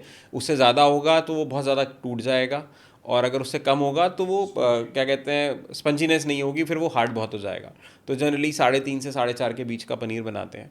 अगर आप वो फ़ैट की बात कर रहे हैं तो वो फ़ैट आज के रेट में अगर आप बाज़ार में मार्केट में लेना चाहें कि मैं 4% फ़ैट का मिल्क नहीं आता भैंस का मिल्क आता है आपका 6.5 फ़ैट का। अगर आप 4-4.5% की बात कर रहे हैं तो that milk itself is around 40-45 rupees अगर 4% फैट की बात कर रहे हैं। अगर हम 6% फैट की बात कर रहे हैं तो obviously it is around 57, 58, 60 plus rate होगा। And that I am talking about wholesale rate, when I am buying directly from the farmer. उसमें ट्रांसपोर्टेशन वगैरह कुछ नहीं है, वो सिर्फ आपको डोलचियाँ दे के जा रहा है, मैं उसकी बात कर रहा हूँ। वो 40-45 रुपये का है। 1 किलो के अंदर, 1 किलो पनीर के अंदर, मतलब 1 किलो दूध के अंदर आपका 210-220 ऑन अ वेरी हाई, अच्छा जो कारीगर होता है वो 210-220 से ऊपर नहीं बना सकता। यानी कि 1 किलो के लिए आपको 5 किलो तो सिर्फ दूध की कैपेसिटी, दूध की क्वांटिटी चाहिए, खपत चाहिए। तो मोटा मोटा 300 रुपये का तो मेरे को दूध चाहिए। 200 से 250 रुपये के बीच का आपका दूध लग जाता है। मैं इसमें दूध 200-250 रुपये का तब कह रहा हूँ जब वो 4% फैट का है। अगर वो 6% फैट का होगा तो ज़्यादा लगेगा, लेकिन ठीक है उसके अंदर आप थोड़ा सा फैट निकाल लेंगे। 6% का होता है या 4% का होता है? भैंस का दूध आपका 6+ का होता है। ओके। जो मार्केट में, मतलब मार्केट में क्या, जो भैंस के आप कहो कि सीधा मैं निकाल के हम लेके आएंगे 6% तो दैट वुड बी 6% प्लस। 6% किसी भी भैंस का fat, 6% फैट ओके। प्लस, वो डिपेंडिंग ऑन कि वही फीडिंग वगैरह कैसी हो रही है, क्या क्वालिटी की गाय है, तो वो भैंस है तो वो 7.5% भी हो सकता है, 7% भी हो सकता है, लेकिन 6% तो होता ही होता है। 6-6.5% के आसपास होता है। अगर हम वो बात कर रहे हैं 40 रुपये का दूध है, वो 40-42 रुपये का दूध है, 45 रुपये का दूध है, आपका 5 लीटर दूध लग जाएगा मोटा मोटा। Then you are talking about 200-250 रुपये का आपका सिर्फ दूध की कॉस्टिंग है। उस रेट में जो सिर्फ दूध की कॉस्टिंग है, which is one of the raw material, right. उसके बाद आप लेबर भी लगाएंगे, उसको बनाने की भी कॉस्टिंग है, उसमें आप प्रॉफिट भी जोड़ेंगे, उसके बाद आप ट्रांसपोर्टेशन भी करेंगे। आप कैसे 200 या 250 रुपये मार्केट में पनीर बेच सकते हैं? जो 250 रुपये का पनीर मार्केट में मिल रहा है वो फेक पनीर है। उसके अंदर आप एडल्ट्रेशन दुनिया भर की होती हैं जो आप आए दिन न्यूज़ में आती रहती हैं। It is impossible to have paneer and 200 adulteration goes into that. आप जैसे ना फैट उसके अंदर वनस्पति वाला फैट हो सकता है, जैसे गाय जो भैंस का जो फैट है, भैंस का फैट से मेरा मतलब है जो उसका घी बनता है, हम उसको फैट की बात कर रहे हैं। That is an expensive fat. वनस्पति का फैट इज़ चीपर, तो वो डलता है, अरारोट डलता है, केमिकल्स डलते हैं, मैदा डलता है। There are so many things which goes into a paneer making. अगर आप घटिया पनीर है वो आपको देखने में पता नहीं चलेगा। टेस्टिंग वगैरह होती है उनकी लैब में, आए दिन पकड़ा जाता है घर पनीर। में टेस्टिंग नहीं हो सकती है? नहीं होती है, बट द वर्स्ट पार्ट, मैं इसमें पहले एक ऐड कर देता हूँ। The worst part, fake paneer हो, फेक घी हो, फेक दूध हो, आपको टेस्ट में लगेगा कि ये तो सबसे में अच्छे से, असल से भी अच्छा है। वहाँ पे लोगों को एजुकेट करना बहुत ज़रूरी है। सो घर में आप टेस्टिंग वगैरह कर सकते हैं, आपको स्पंजीनेस और उन सब चीज़ों से पता चल जाएगा जो इस बिज़नेस में है। या कुछ केमिकल्स वगैरह आते हैं जो आप डालो तो वो ब्लू हो गया paneer and all those things are there, लेकिन आप प्राइमा फेसी नहीं बता पाएंगे। और जो बहुत सारे जो आपको ये रोड साइड पे जो बैठे हुए हैं पनीर वाले, वो 90% of the times they are purchasing paneer at 180 rupees, 220 rupees. वो पनीर है ही नहीं, actually you are not eating paneer. मतलब वो पनीर ओरिजिनल पनीर नहीं है, उसके अंदर कुछ भी हो सकता है, वो वनस्पति का फैट भी हो सकता है, उसके अंदर अरारोट भी मिला हो सकता है, उसके अंदर कोई और केमिकल भी हो सकता है। अभी पीछे आई थिंक न्यूज़ आई हुई थी, न्यूज़ आर्टिकल आया हुआ था कि कुछ फ्यू थाउजेंड करोड़ मतलब फ्यू थाउजेंड लैक्स का वो केमिकल मिला है जिसको पनीर और दूध बनाने सो के एक बात लिए। बताओ, आप तो इस बिजनेस में हो राइट, आपके सामने अगर मैं आपका पनीर रख दूं और दूसरा पनीर रख दूं राइट, और बताऊं ना कि इस पर क्या टैग है, कैन यू स्पॉट डिफरेंस? और प्रॉब्ली इज इट भी दैट डिफिकल्ट कि एडिटरेशन इतनी कॉम्प्लिकेटेड हो गई है कि पता ही नहीं चलेगा? मुश्किल है, अगर आप उसको शायद टेस्ट करके शायद थोड़ा बहुत बता पाएं, लेकिन आंखों टेक्सचर देख के भी नहीं वगैरह। बता पाएंगे नहीं आप। चलो टेस्ट भी कर लिया, टेस्ट करने पे फिर भी एक आइडिया लग जाएगा, हाँ क्योंकि हम तो भी इस इंडस्ट्री के हैं, फिर भी आइडिया लग जाएगा। अदरवाइज कॉमन मैन नहीं बता पाएगा। उल्टा गलत नहीं बोलूँगा, उसको शायद जो नकली पनीरों का लगेगा अरे बहुत अच्छा है टेस्ट में। वो ज़्यादा मलाईदार लगता है क्योंकि वो मतलब उसमें केमिकल डले हुए हैं, उसका बहुत ज़्यादा कंट्रोल्ड एनवायरनमेंट में उन्होंने बनाया हुआ है, तो आपको शायद नहीं पता लगेगा। Most of the times you will not be able to gauge कि ये पनीर असली है, या जैसे आप घी है, घी हर दिन पकड़ा जाता है लेकिन वही घी हर बंदा कंज्यूम कर रहा है। घी का जैसे आपने बताया 5 लीटर है घी का, what is the ratio? Because sir what should be the price for the ghee? Best part is हम सबके घरों में मदर्स, सिस्टर्स, वाइव्स सब हैं, लेडीज़ हैं, and it's not related only ladies. I am not हम मेन जो cooking पर, इसको बहुत शौक है हिमांशु को कुकिंग का, तो जिसको कुकिंग का शौक है, we are not stereotyping, no not stereotype, जिसको कुकिंग का शौक है, बट ऑब्वियसली लेडीज ज़्यादा स्मार्ट होती हैं। बिलीव यू मी, आप मुझसे छोड़ो, हिमांशु से छोड़ो, आप उनसे पूछोगे ना कि 1 किलो घी बनाना है कितना दूध लगेगा, तो वो पूरे महीने में थोड़ा थोड़ा थोड़ा थोड़ा मलाई जोड़ जोड़ के इकट्ठा करती हैं, फिर उस मलाई का घी बनाती हैं, राइट? करेक्ट। और यही घी आपको 400 रुपये किलो, 300 रुपये किलो बाजार में लग रहा है। कम से कम 25 से 28 किलो दूध लगता है, जिसका फिर क्रीम या बनाने का तरीका, घी बनाने के भी 2 एक तरीके हैं, उसके बाद 25-28 किलो दूध का जो क्रीम निकलता है, उससे फिर आपका आगे प्रोसेस बनता है जिसको बोलते हैं घी। और मतलब प्रोसेस क्या कितना है, निकलता है उसमें? तब जाके 1-1.25 किलो घी बनेगा, 1 किलो 1.25 किलो। आप बेसिक रेट, मैं गाय के घी की बात या कर रहा हूँ 25-28 किलो जो बोल रहे हो, this is like a full cream milk और you are talking about a double tone? Sir मैं गाय के दूध की बात है, फुल क्रीम का भी एक डेफिनेशन है। जैसे बाजार में पाउच में जो फुल क्रीम बिक रहा है वो मिक्स्ड मिल्क आएगा। आजकल आप देखेंगे अब कुछ ब्रांड्स ने बहुत स्पेसिफिकली काउ मिल्क करके पाउच निकाल दिए, बड़े brands. You want me to name the brands, like I think Mother Dairy या अमूल के भी पाउच आ गए हैं जिसमें क्लियर लिखा है काउ मिल्क। अदरवाइज जिसमें लिखा है सिर्फ फुल क्रीम मिल्क, वो थोड़ा सा भैंस और गाय का मिक्सड हो सकता है, ठीक है ना? मैं आपसे बात कर रहा हूँ, मेरे पास जैसे मेरे फार्म पे जो घी है, हम बोल के बताते हैं प्योर काउ घी, A2 काउ घी या भैंस का घी। तो अगर मैं सिर्फ काउ घी की बात करूं तो 25 किलो दूध लग गया, मान लीजिए 25 से 28 किलो दूध। जैसे हिमांशु ने आपको बताया 40 से 45 तो दूध का रेट है, आप उसको लगा लीजिए हिसाब, आप बता दीजिए घी कैसे बन जाएगा, कैसे बन सकता है। मतलब बाजार में 400 रुपये किलो में घी बिक रहा है, कैसे पॉसिबल है? बट ये चेक पॉइंट्स कहीं नहीं होंगे, कोई देखेगा नहीं, लगेगा कि हम होलसेल में ले रहे हैं तो हम तो लाखों लीटर के हिसाब से ले रहे हैं, उसके बाद भी नहीं कैलकुलेशंस बैठती हैं। Vegetable oil is the best part. Vegetable oil का घी खा रहे हैं लोग, but they are very happy with it, क्योंकि 400 रुपये किलो मिल रहा है। आज मेरे क्लाइंट्स मुझसे बोलते हैं तो 1000 रुपये किलो मेरा जो है घी 1000 रुपये किलो है, मेरा A2 की 2000 रुपये किलो है, मेरा गिर गाय का घी 3500 किलो है। बट अगर मैं किसी को समझाने जाऊँ कि भैया ये प्रोसेस है, 3500 रुपये किलो क्यों है, गिर गाय का दूध ही 140 रुपये किलो है, ठीक है जी। मैं 25 किलो दूध उसका पकड़ लूँ गिर गाय का प्योरली, और फिर उसको प्रोसेस करने डालूँ घी बनाने के लिए, मेरी कॉस्टिंग कितनी बैठेगी, फिर पैकेजिंग कितनी बैठेगी। So is it not the best philosophy की और प्रैक्टिस कि मैं फुल क्रीम दूध लूँ, फुल क्रीम दूध लो के उसे मैं उबालूँ, उससे जो मलाई निकले उससे घर में घी निकाल लूँ, that is the purest form? Sir हम भी वही करते हैं। फ़र्क देखिए इतना, वाई ऐसे तो सब कुछ बन सकता है घर में, चाउमीन भी बन सकती है घर में, आप बाहर खाना खाने क्यों जाते हैं? टाइम नहीं होता, रात में हम लोग रेस्टोरेंट्स में क्यों जाते हैं? थके आ रहे आते हैं काम से, तो हमें लगता है कि it's an easy way out कि चलो बाहर जाके खाना खा लें। तो आप मुझसे घी क्यों परचेज करोगे? बिकॉज वो मेरा काम है, आई मीन इंडस्ट्री, मैं बना रहा हूँ आपके लिए वो चीज़। आपके पास टाइम नहीं है घर पे कि आप इतना मेहनत करो कि आप रोज़ का थोड़ा थोड़ा जोड़ो और फिर उसको करो, और फिर 1 महीने का आपका, मान लीजिए आपने ढंग से नहीं रखा, आपकी मलाई ख़राब हो गई तो क्या करोगे आप? फिर अगले 1 महीने आप ट्राई करोगे, जिसका काम उसी को साझे। तो मेरे को आता है काम करना, मैंने काम इसीलिए डाला हुआ है कि आपको मैं दे सकूँ वो चीज़। बट आपने प्राइस पॉइंट की बात करी कि वो इतना सस्ता क्यों है, उसका रीज़न ये है, लोगों को समझ में आता है सस्ता दे दो तो बहुत बढ़िया है, और मैं सबकी बात नहीं कर रहा हूँ, I am not categorising anybody कि भैया ये कर रहे हैं वो कर रहे हैं, बट ये रियलिटी है, मैं अपने ऊपर भी लागू कर रहा हूँ। आज से 4 साल पहले मुझे भी ये लगता था, एक जगह 400 रुपये का घी पड़ा है, एक जगह 800 का घी पड़ा है। मेरे पास अगर 50 करोड़ रुपए पड़े तो मैं 800 का घी उठा लूँगा, बट नहीं तो मैं मिडिल क्लास आदमी हूँ, मैं 400 रुपये के घी से बड़ा खुश था उस समय, जब तक कि मैं इस इंडस्ट्री में नहीं घुसा या हिमांशु नहीं घुसा। तब हमें रियलाइजेशन हुआ कि यार क्या हो रहा है, कैसे हो रहा है, क्यों हो रहा है, घी बनाना ही नहीं पॉसिबल हो पा रहा। मैं 400 रुपये में घी बना ही नहीं सकता, तो मैं सप्लाई क्या करूँगा, और थोड़ा मार्जिन भी कमाऊँगा, ऐसा नहीं है। ठीक है, so I think that covers as far as की प्रोडक्ट और आपके प्रोडक्ट की purity and in terms of pricing कैसे होती है। ये अडल्ट्रेशन हो गया गाय के दूध निकलने के बाद, correct me if I am wrong. अब हम बात करते हैं कि जो एडल्ट्रेशन या फिर जो इम्प्योरिटीज़ दूध में आ रही होंगी because of some problem, so I wanted to understand and मैं चाहूँगा आप बताएं कि कैटल्स को किस टाइप की बीमारियाँ होती हैं इस बिज़नेस में, क्योंकि आप हैं,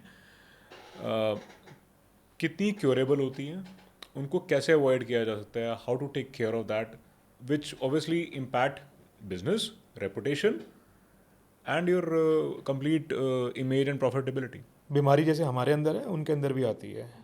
तो पहले तो मतलब मैं I would not want to lie on the podcast in front of people कि भैया मैं उनको एंटीबायोटिक नहीं देता, नहीं दूंगा तो ठीक कैसे होंगी। वो सुनने में अच्छा लगता है, होम्योपैथिक दो, होम्योपैथिक देने से ना काम नहीं चलता है। But this is a very strict practice that we follow in the farm and we inform the customers. हमारे बाकायदा मैसेजेस जाते हैं कस्टमर्स को, अगर मेरी कुछ गाय बीमार हो गई या एक गाय, देखिए 1-2 गाय बीमार होती हैं तो उनके लिए हमने अलग से बाड़ा बनाया है, शेड जिसको बोलते हैं, जहाँ पे उनकी केयर के लिए उनको रख दिया जाता है। जैसे आपको शुरू में हिमांशु ने बताया था, क्वारंटाइन कर दिया, क्वारंटाइन कर दिया है। अगर गाय को मान लीजिए टेम्परेचर है जी, या उसके यूरिन में से ब्लड आ रहा है, ठीक है ना, उसको बवेसिया बोलते हैं, या फॉस्फोरस की कमी या बवेसिया बोलते हैं। फॉस्फोरस की कमी होती है, 2 तरह क्या होता है, कभी फॉस्फोरस की कमी आ जाए तब यूरिन लाल हो जाता है, या कोई एक बीमारी है प्रोटोजोअन डिजीज जिसको बोलते हैं बवेसिया, अगर यूरिन आ गया, ब्लड आ गया तो बवेसिया है, डिटेक्ट करना पड़ता है। तो मैंने आपको एक एग्जाम्पल दिया। और या फिर एक और बीमारी, मतलब बीमारी तो बहुत सारी, मिस्टाइटिस हो गया। नहीं, सो हाँ, 5 मेरे को आप जो 4 या 5 वोटेवर जो मोस्ट फ्रीक्वेंट होती हैं जो कि गाय की हेल्थ एंड बिजनेस को इम्पैक्ट करती हैं, उन बीमारियों के बारे में if you can tell us, and also precautions and what is to be done the best. I come on that. तो मैं पहले वो फिनिश कर देता हूँ, मैं बता रहा था। तो हम क्या करते हैं, एक नॉर्मल गाय जिसको टेम्परेचर भी है ना, मान लीजिए 104 टेम्परेचर है उसको या 105 टेम्परेचर है उसको, तो एंटीबायोटिक लगेगा उस गाय को। अगर एंटीबायोटिक इंजेक्शन लगेगा तो टैबलेट जाएगी उस गाय को। बट फिर 3 दिन से 5 दिन उसके क्योर होने के बाद तक, मान लीजिए 2 दिन तक गाय को फीवर रहा, तीसरे दिन गाय नॉर्मल हो गई है, उसके भी 3 दिन बाद तक, वो 6 दिन तक वो दूध चाहे डंप करना पड़े बट वो कस्टमर तक नहीं जाएगा। तो आप कस्टमर्स को क्या बोल रहे हो, आप इन्फॉर्म करते हो उस बारे में? एक गाय के लिए इन्फॉर्म नहीं करूंगा, राइट, 2 गाय के लिए इन्फॉर्म नहीं करूंगा, क्योंकि आप मैनेज कर लोगे दूसरी से, क्योंकि बहुत सारी गायें हैं मेरे Correct, पास, मेरे correct. पास प्रोडक्शन डिसेंट हो रहा है। करेक्ट। बट अगर ये एकदम से मान लीजिए 25-30 गायों में हो गया, या मेरी अब मैं एग्जांपल देता हूँ, एनुअल वैक्सीनेशंस होती हैं या 6 मंथ्स में या सीजन के हिसाब से भी वैक्सीनेशंस होती हैं। हम अपने कस्टमर को 2 दिन या 3 दिन पहले बता देंगे कि भैया इस पीरियड से इस पीरियड 3 दिन या 4 दिन वैक्सीनेशंस होने वाली हैं, और वैक्सीनेशंस के बाद 3 दिन तक मैं आपको वो दूध देना नहीं चाहूँगा, वो दूध मैं नहीं चाहता आप तक पहुँचे, तो मैं वो 3-4 दिन आपको दूध नहीं दे पाऊँगा। आप प्लीज़ उसके लिए ऑल्टरनेटिव ढूंढ लीजिए फॉर 3-4 डेज, उसके बाद मेरा मिल्क दोबारा स्टार्ट हो जाएगा। अब वो आज की डेट में हर कस्टमर एजुकेटेड है, वो समझता है, एंड प्रोबेबली आई होप वो अप्रिशिएट भी करता है that I M up front with them, I am telling them. मेरे लिए बड़ा आसान है एज अ डेयरी फार्मर, और हिमांशु के लिए बड़ा आसान है एज अ डेयरी फार्मर कि वो दूध हम कस्टमर तक पहुँचाएं। हमें पता ही नहीं चलेगा, हमारा किसी को पता नहीं चलेगा, हमारा तो पैसा लगा हुआ है। बट ये एथिक्स अंदर से आते हैं, हमें भी देखना है। आज के डेट में कोई बॉटल पे लेबल लगा तो आ नहीं रहा कि ये मेरे घर दूध जाना है, ये हिमांशु के घर जाना है, बाकी सबके लिए अलग दूध जाना है। आपने एथिक्स की बात की, ये एथिक्स या गाइडलाइंस कहीं भी ऐसे डॉक्यूमेंटेड नहीं है कि आपको ये प्रैक्टिस करनी है, this is on your own, right? देखिए ये करना पड़ता है, अब अगर सर्वाइव करना है तो करना, ये कोई डॉक्यूमेंटेड कहीं भी नहीं है, मतलब कोई रेगुलेशन नहीं है, रेगुलेशंस ये आपने सोचा कि मैं इसको ऐसे प्रैक्टिस करूंगा and this is the best practice for the industry, और मैं अपने कस्टमर्स को ऐसे ट्रीट करूंगा। देखिए गवर्नमेंट जो है, जो आपकी गवर्नमेंट अथॉरिटीज़ हैं, वो बताती हैं आपको टाइम टू टाइम, सबको एजुकेट करने की कोशिश करती हैं, बट वो पिन पॉइंट नहीं करेंगी कि आपने करा या नहीं करा, क्योंकि उनको क्या पता फार्म के अंदर क्या चल रहा है।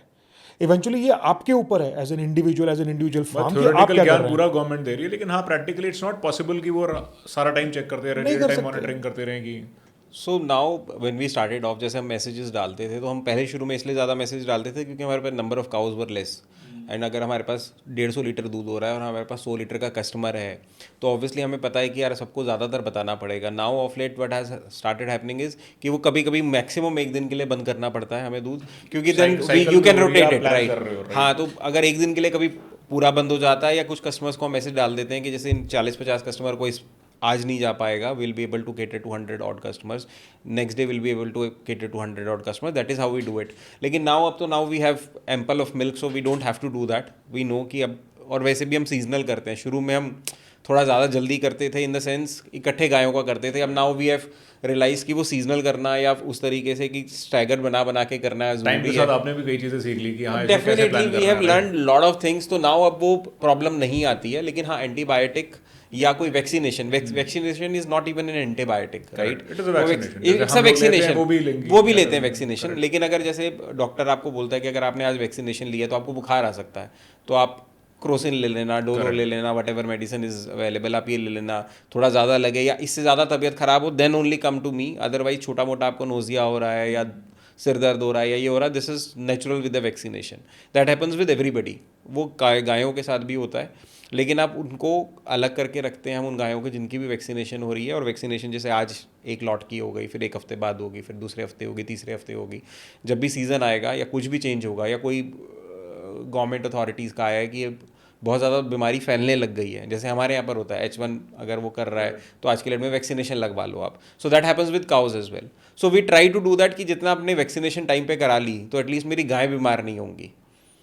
तो हमारे लिए वो प्रिकॉशनरी है. सारे लोग नहीं करते होंगे लेकिन हम प्रिकॉशनरी करते हैं. जैसे हमारे गांव में जैसे जिस एरिया में हम करते हैं वहाँ पर कोई वैक्सीनेशन वगैरह कुछ नहीं होती. हम वैक्सीनेशन जैसे ही कोई बीमारी का आता है हम उनकी वैक्सीनेशन कराना चाहते हैं, सो दैट अगर वो बीमार हो गई तो it will be our problematic situation for us as well, क्योंकि उनको रिकवर करने में बहुत ज़्यादा टाइम लग जाता है. वैक्सीनेशन इज़ बेटर देन, बोले prevention is better than cure वाला हिसाब है. हम इसलिए कोशिश करते हैं कि कम से कम बीमार हो गाएँ, ताकि हमारी जो प्रैक्टिसेस हैं, जो ये अभी सुब्रत वाज डिस्कसिंग, कि हम प्रैक्टिसेस वही करना चाहते हैं कि हमारी गायें कम से कम ही बीमार हों. ऑलराइट. सो आप बीमारी के बारे में बात कर रहे थे, आपने एक मेटासिस की बात की थी. सो बीमारियाँ बहुत तरह की होती हैं. Mastitis. तो सबसे सॉरी, जो- मेस्टाइटिस है. Yep. जो सबसे कॉमन बीमारी है डेयरी फार्म में या डेयरी में, मेस्टाइटिस है. दूध में छींचड़े आना, दूध में छींचड़े आना, वो क्या होता है? लम्प्स बनने लग जाते हैं, छोटे अच्छा, छोटे अच्छा. वाइट वाइट ये वाइट. दूध में mastitis होती है. मेस्टाइटिस होती है. दूध में छींटे आने लग जाते हैं, दूध कम हो जाता है एक थन से. जैसे मिल्क कर रहे होगे ना, करेक्ट. तो सबसे बढ़िया तरीका दूध करने का, जब दूध निकालता है दूधिया जिसको बोलेंगे हमारी देसी भाषा में, तो जब आप मशीन लगाते हैं तो मशीन आ गई मिल्क करने के लिए, तो पहले धार चेक करनी चाहिए चारों थनों से कि सारे थन ओके हैं. किसी में पहले से पता चल जाएगा कोई दिक्कत तो नहीं है. दूध की कमी, दूध में सारनेस पता चल जाता है, छींचड़े आना, सब ओके है. जब चारों थनों को चेक कर लिया हल्का हल्का धार मार के, फिर मशीन लगाई गई. मशीन लगाने के बाद जब दूध निकल गया, मशीन निकाल के फिर से पूरा गाय के थन को खाली किया जाए. क्योंकि अगर आपने दूध छोड़ दिया तो आपने बैक्टीरियल इन्फेक्शन के लिए मौका छोड़ दिया. क्योंकि गाय जनरली मिल्क होने के बाद, मतलब जो थन है उसका जो छेद होता है ना, वो खुला सा होता है कुछ टाइम के लिए. तो उसको कवर करने के लिए दवाई लगाई जाती है. जैसे दूध आपने निकाल दिया, उसके बाद देयर इज़ अ मेडिसिन जो हमारी देसी भाई हम डिप करते हैं थनों को, जिससे कि आपने उस थन को प्रोटेक्ट कर लिया कि कोई बैक्टीरियल इन्फेक्शन उस पर आके वो ना करे, इन्फेस्ट ना करे, अटैक ना करे, कोई दिक्कत ना दे. क्योंकि गाय जनरली क्या, कई बार होगा दूध निकालने के बाद बैठ जाएगी, नीचे मिट्टी है, नीचे गोबर है, बैक्टीरियाज हैं, वो जाके इन्फेस्ट करेंगे. वो जब थनों में जाके इन्फेस्ट करेंगे, दिक्कत देंगे, मेस्टाइटिस की प्रॉब्लम आएगी. सबसे कॉमन बीमारी है मेस्टाइटिस. तो इसके लिए तो what do you do for? मैंने बताया जैसे केयर, मिल्किंग करने से पहले एक बार थन चेक करो, मशीन लगाओ, मशीन लगाने के बाद पूरे थन को अच्छे से खाली करो, थनों को डिप करो. कोशिश करो कि जब मिल्किंग वगैरह हो जाए, गायों के आगे चारा पड़ा हो, गाय अपने आप ही चारे पे लगे, 15 मिनट 20 मिनट ना बैठे. उसके बाद भी केस आ जाते हैं मेस्टाइटिस के, बट अगर केस आ जाते हैं तो देसी तरीके भी हैं मेस्टाइटिस को ठीक करने के लिए. नींबू, फिटकरी आती है, फिटकरी नींबू का घोल पिलाओ गाय को, देसी तरीका. सब तरीके से मतलब सब क्लिनिकल मेस्टाइटिस या मेस्टाइटिस ज़रूरी नहीं देसी तरीके से भी ठीक हो. फिर इसका ट्रीटमेंट होता है, थनों पे दवाई देनी पड़ती है, इंजेक्शन भी लगाना पड़ता है, क्योंकि टेम्परेचर भी आएगा मेस्टाइटिस में, चांस रहेगा टेम्परेचर भी हो सकता है मेस्टाइटिस में। So basically it is an hygiene issue अगर ढंग से मेंटेन किया जाए। मेन जैसे हाइजीन इशू है, बट ये ऐसी बीमारी है जो आप अवॉइड नहीं कर सकते। गाय गोबर करेगी करेगी, 24 घंटे गोबर नहीं हटा सकते। गोबर सुबह शाम की सफाई होती है, बायोगैस की फीडिंग होती है यार, कई फार्म में तो होती भी नहीं है, हम भी कई बार नहीं कर पाते हैं। जब मौसम बिगड़ा हुआ होता है, बारिश का मौसम होता है, गोबर साफ नहीं होता है। मेस्टाइटिस मेरे फार्म पे भी आएगा, बट उसका ट्रीटमेंट अगर आपने आइडेंटिफाई नहीं किया कि आपकी गाय को मेस्टाइटिस हो गया है और 3-4 दिन निकल गए हैं और वो कन्वर्ट हो गया है फिब्रोसिस में, विच इज़ अ गंदा फॉर्म ऑफ मेस्टाइटिस बोलते हैं, तब वो चांसेस हैं कि गाय का थन खराब हो जाएगा, परमानेंट डैमेज हो सकता है।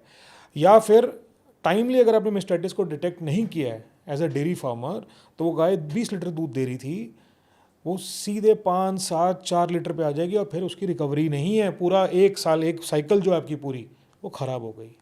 फिर जब वो दोबारा प्रेग्नेंट होगी, बच्चा देगी और नेक्स्ट साइकिल में आएगी, तब वो फिर ठीक होगा। इसको आपने टाइमली आइडेंटिफाई कर लिया, इसको कुछ भी नहीं करना होता, बहुत बेसिक चीज़ है जैसे मैंने बताया। अगर आपने टाइमली इसको आइडेंटिफाई कर लिया और इसका ट्रीटमेंट कर लिया, 2 से 3 दिन लगेंगे, आपकी गाय फुल कैपेसिटी पे चाहे ना आ पाए, बट 20 से 18 पे तो आई जाएगी। एनी अदर कॉमन और बहुत डेंजरस हैं। प्रॉब्लम्स जो ह्यूमन चेन में पास ऑन हो सकती हैं? सर क्योंकि सबसे अल्टीमेटली तो आप मिल्क उसी का कंज्यूम कर रहे हो। सर सबसे बड़ा तो आपने जैसे बताया स्टार्टिंग में कि लोग ऑक्सीटोसिन लगाते हैं, लोग लगाते हैं ऑक्सीटोसिन, आपने ही बोला। जबकि oxytocin is a band injection, मिलता नहीं है इतनी आसानी से, सरकार ने बैन किया हुआ, बट फिर भी अवेलेबल होता है मार्केट में। मतलब और सबसे बड़ा हम उसका लेडीज़ के अंदर होता है, पूरे हार्मोन्स हिला देता है, आगे प्रेगनेंसी साइकिल्स में दिक्कत आती है लेडीज़ को। बहुत केयरफुल तभी बोलते हैं, मतलब आई एम नॉट सेइंग मैं किसी का यहाँ बिजनेस ख़राब करने नहीं बैठा। जो लोकल दूध वाले आते हैं, जो अपने डोलचियों से दूध आपको सप्लाई करके जाते हैं, जो uneducated farmers, there could be a difference between an uneducated farmer and an educated farmer. जैसे हम बात करते हैं there is a difference between educated person and uneducated person, same difference है। अगर आप एजुकेटेड फार्मर हो, which I believe we are, आप कभी भी अपनी गाय को कोई भी ऐसा इंजेक्शन, कोई भी ऐसी दवाई, कोई भी ऐसी चीज़ नहीं देना चाहोगे कि आपकी गाय आगे जाकर बीमार हो। तो जब आप अपनी गाय को नहीं बीमार करोगे, तो आप आगे इंसानों को भी बीमार नहीं करोगे। बट अगर आप सोच रहे हो कि मैं अपनी गायों को इंजेक्शन लगाता जाता हूँ और इसी से मैनेज करता चलता हूँ, तो एक पॉइंट आएगा गाय तो बीमार होगी होगी, हो सकता है उसकी डेथ भी हो जाए। वो सेम चीज़ आप इंसानों में भी पास ऑन कर रहे हो, वो वाला हिसाब किताब है। बीमारियाँ बहुत सारी आती गायों में, हमने मेस्टाइटिस की बात करी, मेन इसके बाद आता है प्रोटोजोन डिजीजेस। थलेरिया एक बीमारी है, बहुत गंदी बीमारी है, गायों के अंदर हो जाती है, डेयरी फार्म्स में बहुत कॉमन है। टिक्स की वजह से होती है, फ्लाइज की वजह से होती है, और एक गाय से दूसरी गाय को, दूसरी गाय से तीसरी गाय को होती है। इसको प्रोटोजोन डिजीज़ बोलते हैं, ब्लड डिजीज़ बोलते हैं बेसिकली। थलेरिया है, बवेसिया है, और भी बहुत सारी हैं। मतलब जैसे ह्यूमंस में हम लोगों को वायरल होता है, जॉन्डिस होता है, जॉन्डिस गायों में भी होता है। मतलब अलग अलग बीमारियाँ गायों में भी एग्जिस्ट करती हैं। मूल मंत्र ये है, एक डेयरी फार्मर को सुबह दोपहर शाम जब मौका मिले गायों के बीच जाना चाहिए, बैठना चाहिए, अपनी गायों का हालचाल चेक करना चाहिए। दूध से आइडिया लग जाता है, जैसे एक गाय मेरी 10 लीटर दूध दे रही है पूरे दिन में, अचानक से वो 5 पे आ जाए, तो उसी समय घंटी बज जानी चाहिए कि कुछ तो गड़बड़ हुई है। जब आज 10 का 5 दिया है, तो या तो उसने पूर्ति नहीं करी अपनी चारे की, ढंग से चारा नहीं खाया, तो क्यों नहीं खाया। सबसे पहले टेम्परेचर चेक करो, टेम्परेचर नहीं है तो थन टच करो, चेक करो मेस्टाइटिस तो नहीं है। मेस्टाइटिस नहीं है तो लिम्फ नोड्स चेक करो, लिम्फ नोड्स में स्वेलिंग तो नहीं है जिससे कि थलेरिया नहीं है। आइस चेक करो, यूट्रस चेक करो, बेसिक पैरामीटर्स चेक कर लो। अगर बेसिक सारे पैरामीटर्स ठीक हैं, यूरिन चेक कर लो, गोबर चेक करो कि गोबर में खाना तो नहीं निकल रहा बाहर। तो अगर सारे बेसिक पैरामीटर्स आपके ठीक हैं गाय के, और नेक्स्ट डे वो दोबारा 5 का 7, 8, 10 लीटर पे आ गई है, तो मतलब it was a one of. But नहीं तो आपको पहली बारी में आइडिया लग जाएगा ये बेसिक पैरामीटर्स में से कि गाय को तकलीफ क्या हुई है। Identification is the most important thing. Every disease is curable, ऐसा नहीं कि कोई डिजीज क्योरेबल नहीं है। डेथ्स होती हैं, अनफॉर्चुनेट है, हमारे फार्म पे भी हुई होगी, but there is a limit that you can stop. एक आप अपनी से कोशिश हर तरह से करते हो, बट मतलब आपने प्रिवेंशन करने की कोशिश करनी है। Immediate identification and then prevention. So आपने डेथ की बात की, coming to the last part of this podcast, I wanted to understand कि काउस का और खासकर बुल्स का, the male and female both, उन सब का डिस्पोजल कैसे होता है? क्योंकि हम मतलब आज की डेट में जैसे एक बार ही उसकी यील्ड ख़त्म हो गई, what happens to the cows and the cattles thereafter? So generally हम करते क्या हैं, जो हमारे पास मेल काफ्स होते हैं उनको हम जो गौशाला बनी हुई होती हैं सरकार की, हम उनको उधर वहाँ पे दान करते हैं। देयर इज़ अ सिस्टम कि आप एक पर्ची कटवाते हैं 5100 रुपये, 7100 रुपये, 8100 रुपये, और हम उनको वहाँ पर दान कर देते हैं। बेसिकली हम कोई भी काफ को जब तक 3 to 6 मंथ्स वो हमारे पास रहता है, पहले हम उसको जो 3 मंथ्स उसको मिल्किंग वगैरह होता है वो सब कुछ दिया जाता है। उसके बाद दाना वाना सब कुछ वो ठीक हो जाता है। जब हमें लगता है he is good enough to go to a government agency, then only we male की बात कर रहे हो? मेल की बात कर रहे हैं तो हम उनको तब देते हैं। ऑब्वियसली जो फीमेल है वो हमारे पास ही रहती हैं। उनका जो भी पहले 3 मंथ्स से 6 मंथ्स जो दोनों की फीडिंग वगैरह होती है एग्जैक्टली सेम होती है, जो मेल होती है, चाहे या फीमेल काफ हो चाहे मेल काफ हो। उनका फीडिंग वगैरह, उनकी केयर, उनका एवरीथिंग इज़ आइडेंटिकल, कोई भी फ़र्क नहीं होता। लेकिन हम कोशिश करते हैं after 5-6 months we are giving it to the government. वहाँ पे गवर्नमेंट उनको सपोर्ट करती है डेली बेसिस पे, और उनको वहाँ पे खाना वाना मिल जाता है। That is what we do for these. अभी हमारा नया फार्म है, so we have not been. Female के केस में क्या करते हैं? ये तो हो गया मेल के केस में। फीमेल आपने केस 6 में महीने फीमेल छोड़ा। केस तो हमारे पास ही रहती है, फिर वो प्रॉब्ली जब वो हाँ, बट आपने अभी 18 साल की जर्नी नहीं देखी, but as part of this industry what happens typically कि जब गाय ने की हो गई, उम्र हो गई 14-15 साल की, और वो एक तरीके से बांझ हो गई एक सर्टेन पॉइंट ऑफ टाइम पे, she will lose a fertility period, right?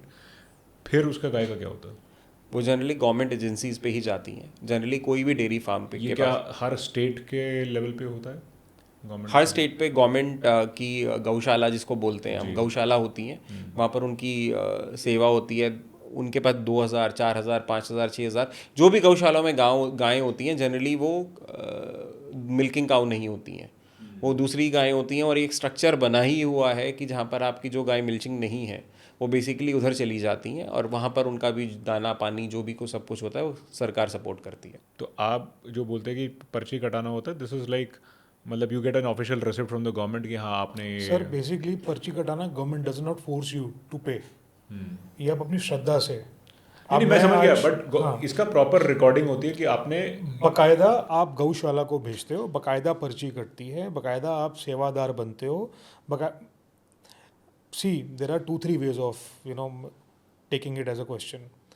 अगर मैं आपसे ब्रूटली ऑनेस्ट बोलूँ तो लोग क्या करते हैं, जो गाय बांझ हो गई, जो बछड़ा हो गया, उसको सड़क पे छोड़ दिया। आप देखते हैं हमारे देश में ही होता है, बाहर मुझे नहीं पता। हमारे देश में आपको सड़क पे दिख जाएंगी गाय घूमती हुई, चरते हुए, बछड़े चढ़ते हुए। अगर वो दूध दे रही होती तो आपको लगता है लोग छोड़ते, कोई भी छोड़ता, उनको नहीं छोड़ता, तो लोग करते हैं।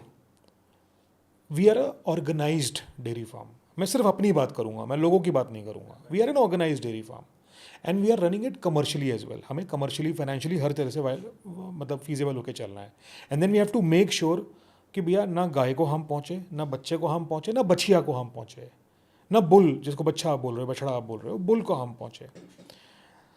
रखने को तो हम भी अपने फार्म पे रख सकते हैं, बट ऑलरेडी इतने चैलेंजेस और कॉस्ट फैक्टर्स बैठ रहे हैं। अगर मेरे को उनको भी रखना है और उनको भी केयर करना है, सब कुछ करना है, तो वही मिल्क का प्राइस बढ़ता इट जाएगा। Adds to the cost, it adds to the cost, everything adds to the cost. और कंज्यूमर पे करने को तैयार, और कंज्यूमर पे करने को तैयार नहीं वो है। स्विच मारा जाएगा जैसे उसको। सब everything is interconnected to each other. तो जैसे हिमांशु ने बताया कि पूरी सेवा करने के बाद उनका हक बिना मारे उनकी सेवा, एक परसेप्शन और है हमारा, एक क्वेश्चन बीच में मिस हो गया है, which I would like to bring again, कि बच्चे का हक तो नहीं मार रहे दूध में, आई हैड दैट, चाहे वो कोलेस्ट्रॉम मिल्क हो चाहे वो नॉर्मल मिल्क हो। Correct. लोग तो नॉर्मल मिल्क की बात भी करते हैं कि 20 दिन के बाद जब दूध नॉर्मल हो गया है तो ये तो बच्चे का है, ये तो बछड़े का है। सर एक गाय 20 लीटर दूध दे रही है, एक बच्चा 20 लीटर दूध पी नहीं पाएगा, वो 2 लीटर से ज़्यादा दूध नहीं पी पाएगा, 2-2.5 लीटर, मैक्सिमम 3 लीटर अगर बहुत ही हेल्दी बच्चा हो। उसके बाद अगर आप ज़बरदस्ती करने की कोशिश करोगे 10 होंगे, बच्चा ही नहीं बचेगा, हफ्ते भर में बच्चा खत्म हो जाएगा। क्या कैपेसिटी होती है एक छोटे बच्चे? एक छोटा बच्चा जो जस्ट बॉर्न बच्चा है, आइडली पहले 7-8 दिन 10 दिन उसको 1 थन का दूध, जैसे एक गाय के 4 थन है, 1 थन का दूध, विच इज शुरू में ज़्यादा निकालते भी नहीं है, 2-2.5 लीटर 3 लीटर, 2-2.5 लीटर सुबह, 2-2.5 लीटर शाम, 5 लीटर दिन की है, अगेंस्ट अ यील्ड ऑफ से 15 to 18 लीटर। शुरू में गाय का दूध तैयार होता है, बट आप क्योंकि कैल्शियम की कमी ना हो जाए, आपने सारा दूध निकाल लिया तो कैल्शियम की कमी गाय में ना आ जाए, तो शुरू में आप कोशिश करते हो कि 4-5 लीटर दूध निकालो और वो 4-5 लीटर बच्चे को पिला दो। विद 7-8 डेज, 9 डेज और 3 डेज रादर 4 डेज आप गाय को पूरा खाली करने की कोशिश करते हो, जिससे कि गाय को रिलीफ मिले।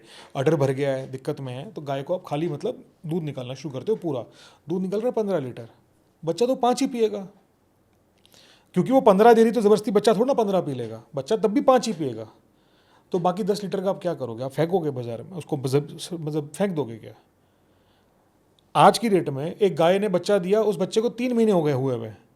एक बच्चे को डेयरी इंडस्ट्री में 3 महीने तक दूध पिलाया जाता है, उसके बाद फिर उसको चारे दाने सब चीज़ों पर डाला जाता है, जैसे ह्यूमंस को भी करते हैं ना, दूध पिलाने की कैपेसिटी है। उसके बाद फिर हम रोटी सब्जी और सब सेरेलैक और ये सब चीज़ों पे ले आते हैं, सेम तरीका होता है। तो फिर उस गाय के दूध का क्या? लोग कहते हैं मिसयूज है, आपका तो है नहीं, आप तो गाय का हक, तो उस दूध का क्या? आप गाय का दूध निकालना छोड़ दो, वो गाय बर्बाद हो जाएगी। वो गाय इतनी बीमारियों से सफ़र करेगी, क्योंकि वो अडर में दूध बनता जा रहा है। क्या करोगे आप उसका? जो हल्ला करते हैं ना, वो ये चीज़ नहीं सोचते। ये प्रैक्टिकल है सर, और मैं किसी को ब्लेम नहीं कर रहा। Correct. हो सकता है उनका कुछ थॉट प्रोसेस हो, may be they must be having some points जो मुझे शायद नहीं पता, आंसर नहीं पता, बट प्रैक्टिकल रियलिटी अलग है। प्रैक्टिकल रियलिटी ये है कि एक गाय का जो दूध है, चाहे कोलेस्ट्रम मिल्क क्या होता है, शुरुआत का जो मिल्क, बच्चा पैदा होते ही जो इनिशियली 7-10 दिन का दूध है, उसको कोलेस्ट्रम मिल्क बोलते हैं। वो जितना अपना ह्यूमन माँ है ना, उतना हेल्दी दूध होता है गाय का। तो लोग बेचते होंगे उसको, हम नहीं बेचते उसको, और कई लोग नहीं भी बेचते होंगे उसको। वो बच्चे को जाता है उसका हक।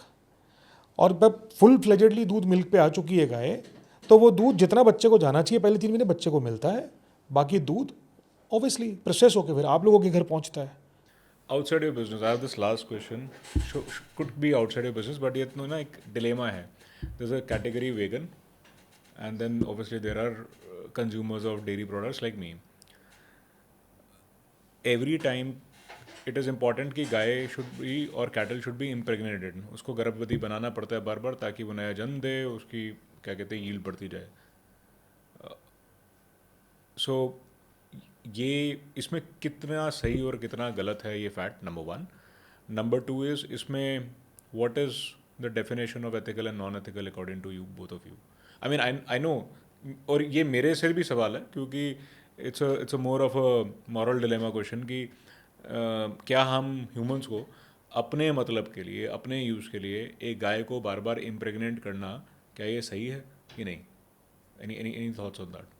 So if you're talking about कि वो milk, obviously it goes like a human cycle only. अगर वो दूध जनरेट ही तब होगा जब वो प्रेग्नेंट होगी. That goes without saying. अगर आप ये कह रहे हैं कि हम उसको प्रेग्नेंट नहीं करेंगे तो वो दूध नहीं देगी, there is a limitation, right? अगर वो गाय प्रेग्नेंट नहीं होती, जैसे सुब्रत ने भी पहले बोला कि अगर वो गाय आपने 1 साल, 1.5 साल, 2 साल तक अगर प्रेग्नेंट नहीं होती, तो अल्टीमेटली दूध सूख जाएगा, कम होना शुरू होगा, और अल्टीमेटली एक टाइम आएगा 2 साल के बाद वो सूख जाएगा.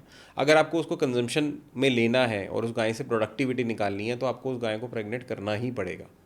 एट गोज़ विदाउट सेइंग कि वो प्रेग्नेंट के बिना वो नहीं हो सकती, लेकिन वो एक साइकिल है कि आप कितना जल्दी उसको प्रेग्नेंट कर रहे हैं, उसको रिलीफ दे रहे हैं, नहीं दे रहे हैं, और कब तक उसका दूध निकाल रहे हैं. जैसे हम प्रैक्टिस करते हैं, फॉलो करते हैं कि 7 महीने के बाद हम गाय को ड्राई करते हैं, उसको रिकवरी का टाइम देते हैं, उसके बाद वो प्रेग्नेंट होती है, और उसके बाद ये नहीं है कि उसने आज बच्चा दिया तो कल हम दोबारा उसको प्रेग्नेंट करेंगे.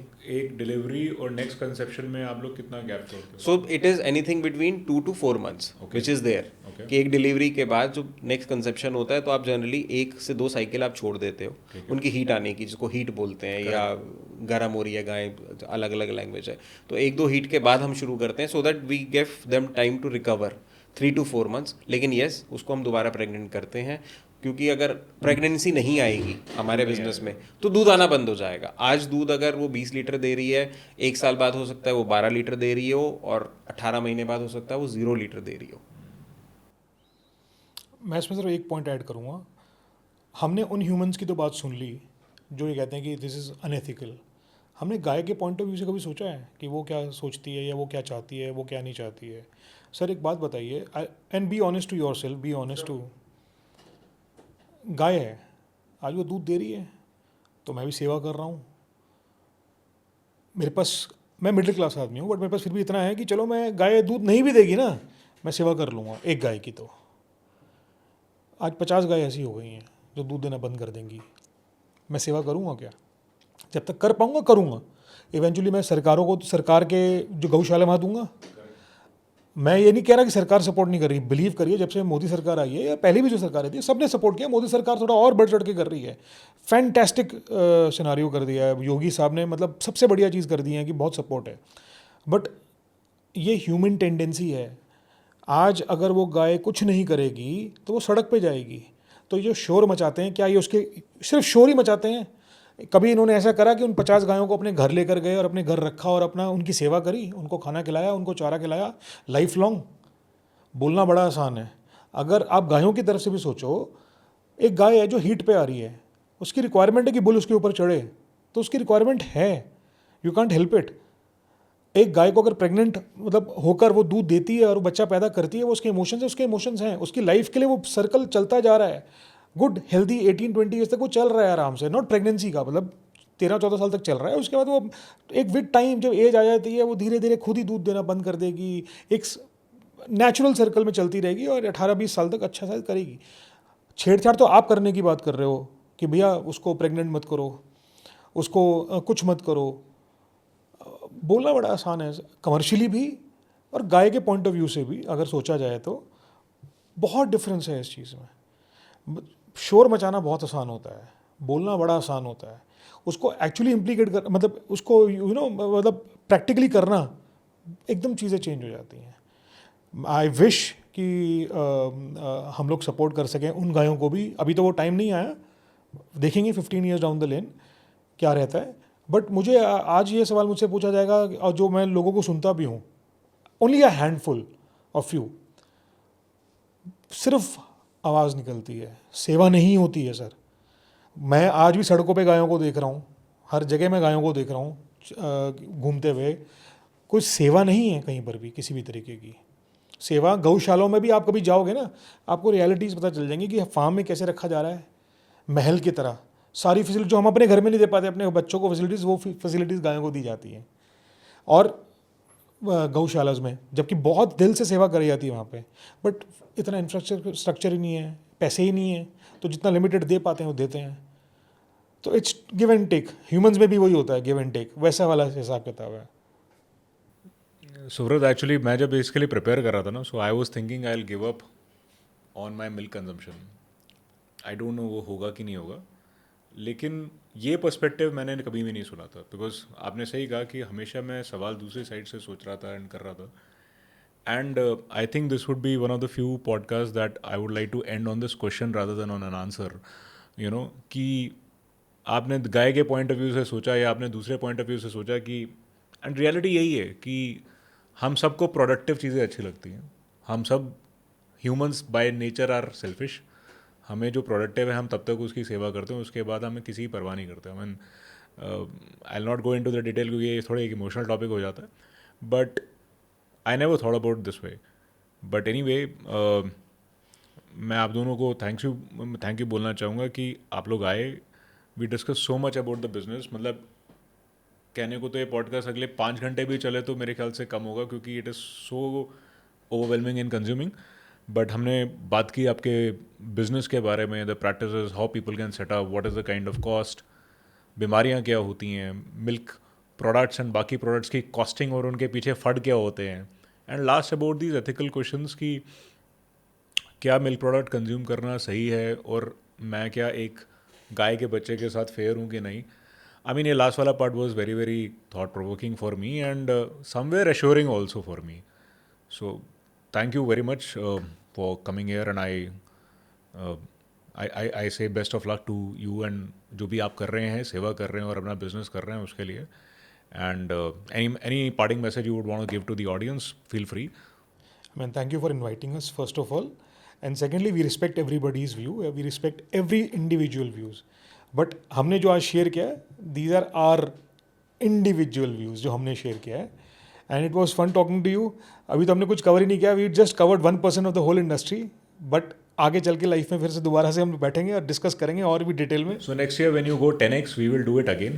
And I request the audience, those who have liked it, kindly subscribe and give your feedback. आप अपनी feedback ज़रूर दीजिए कमेंट सेक्शन में, ताकि मुझे और हम सबको पता चल सके how we can do with this business better, क्या प्रैक्टिसेस फॉलो कर सकते हैं, and also what more content we can bring in for you. So thank you very much. Thanks, Manas. Thanks. Thanks for your time. Pleasure.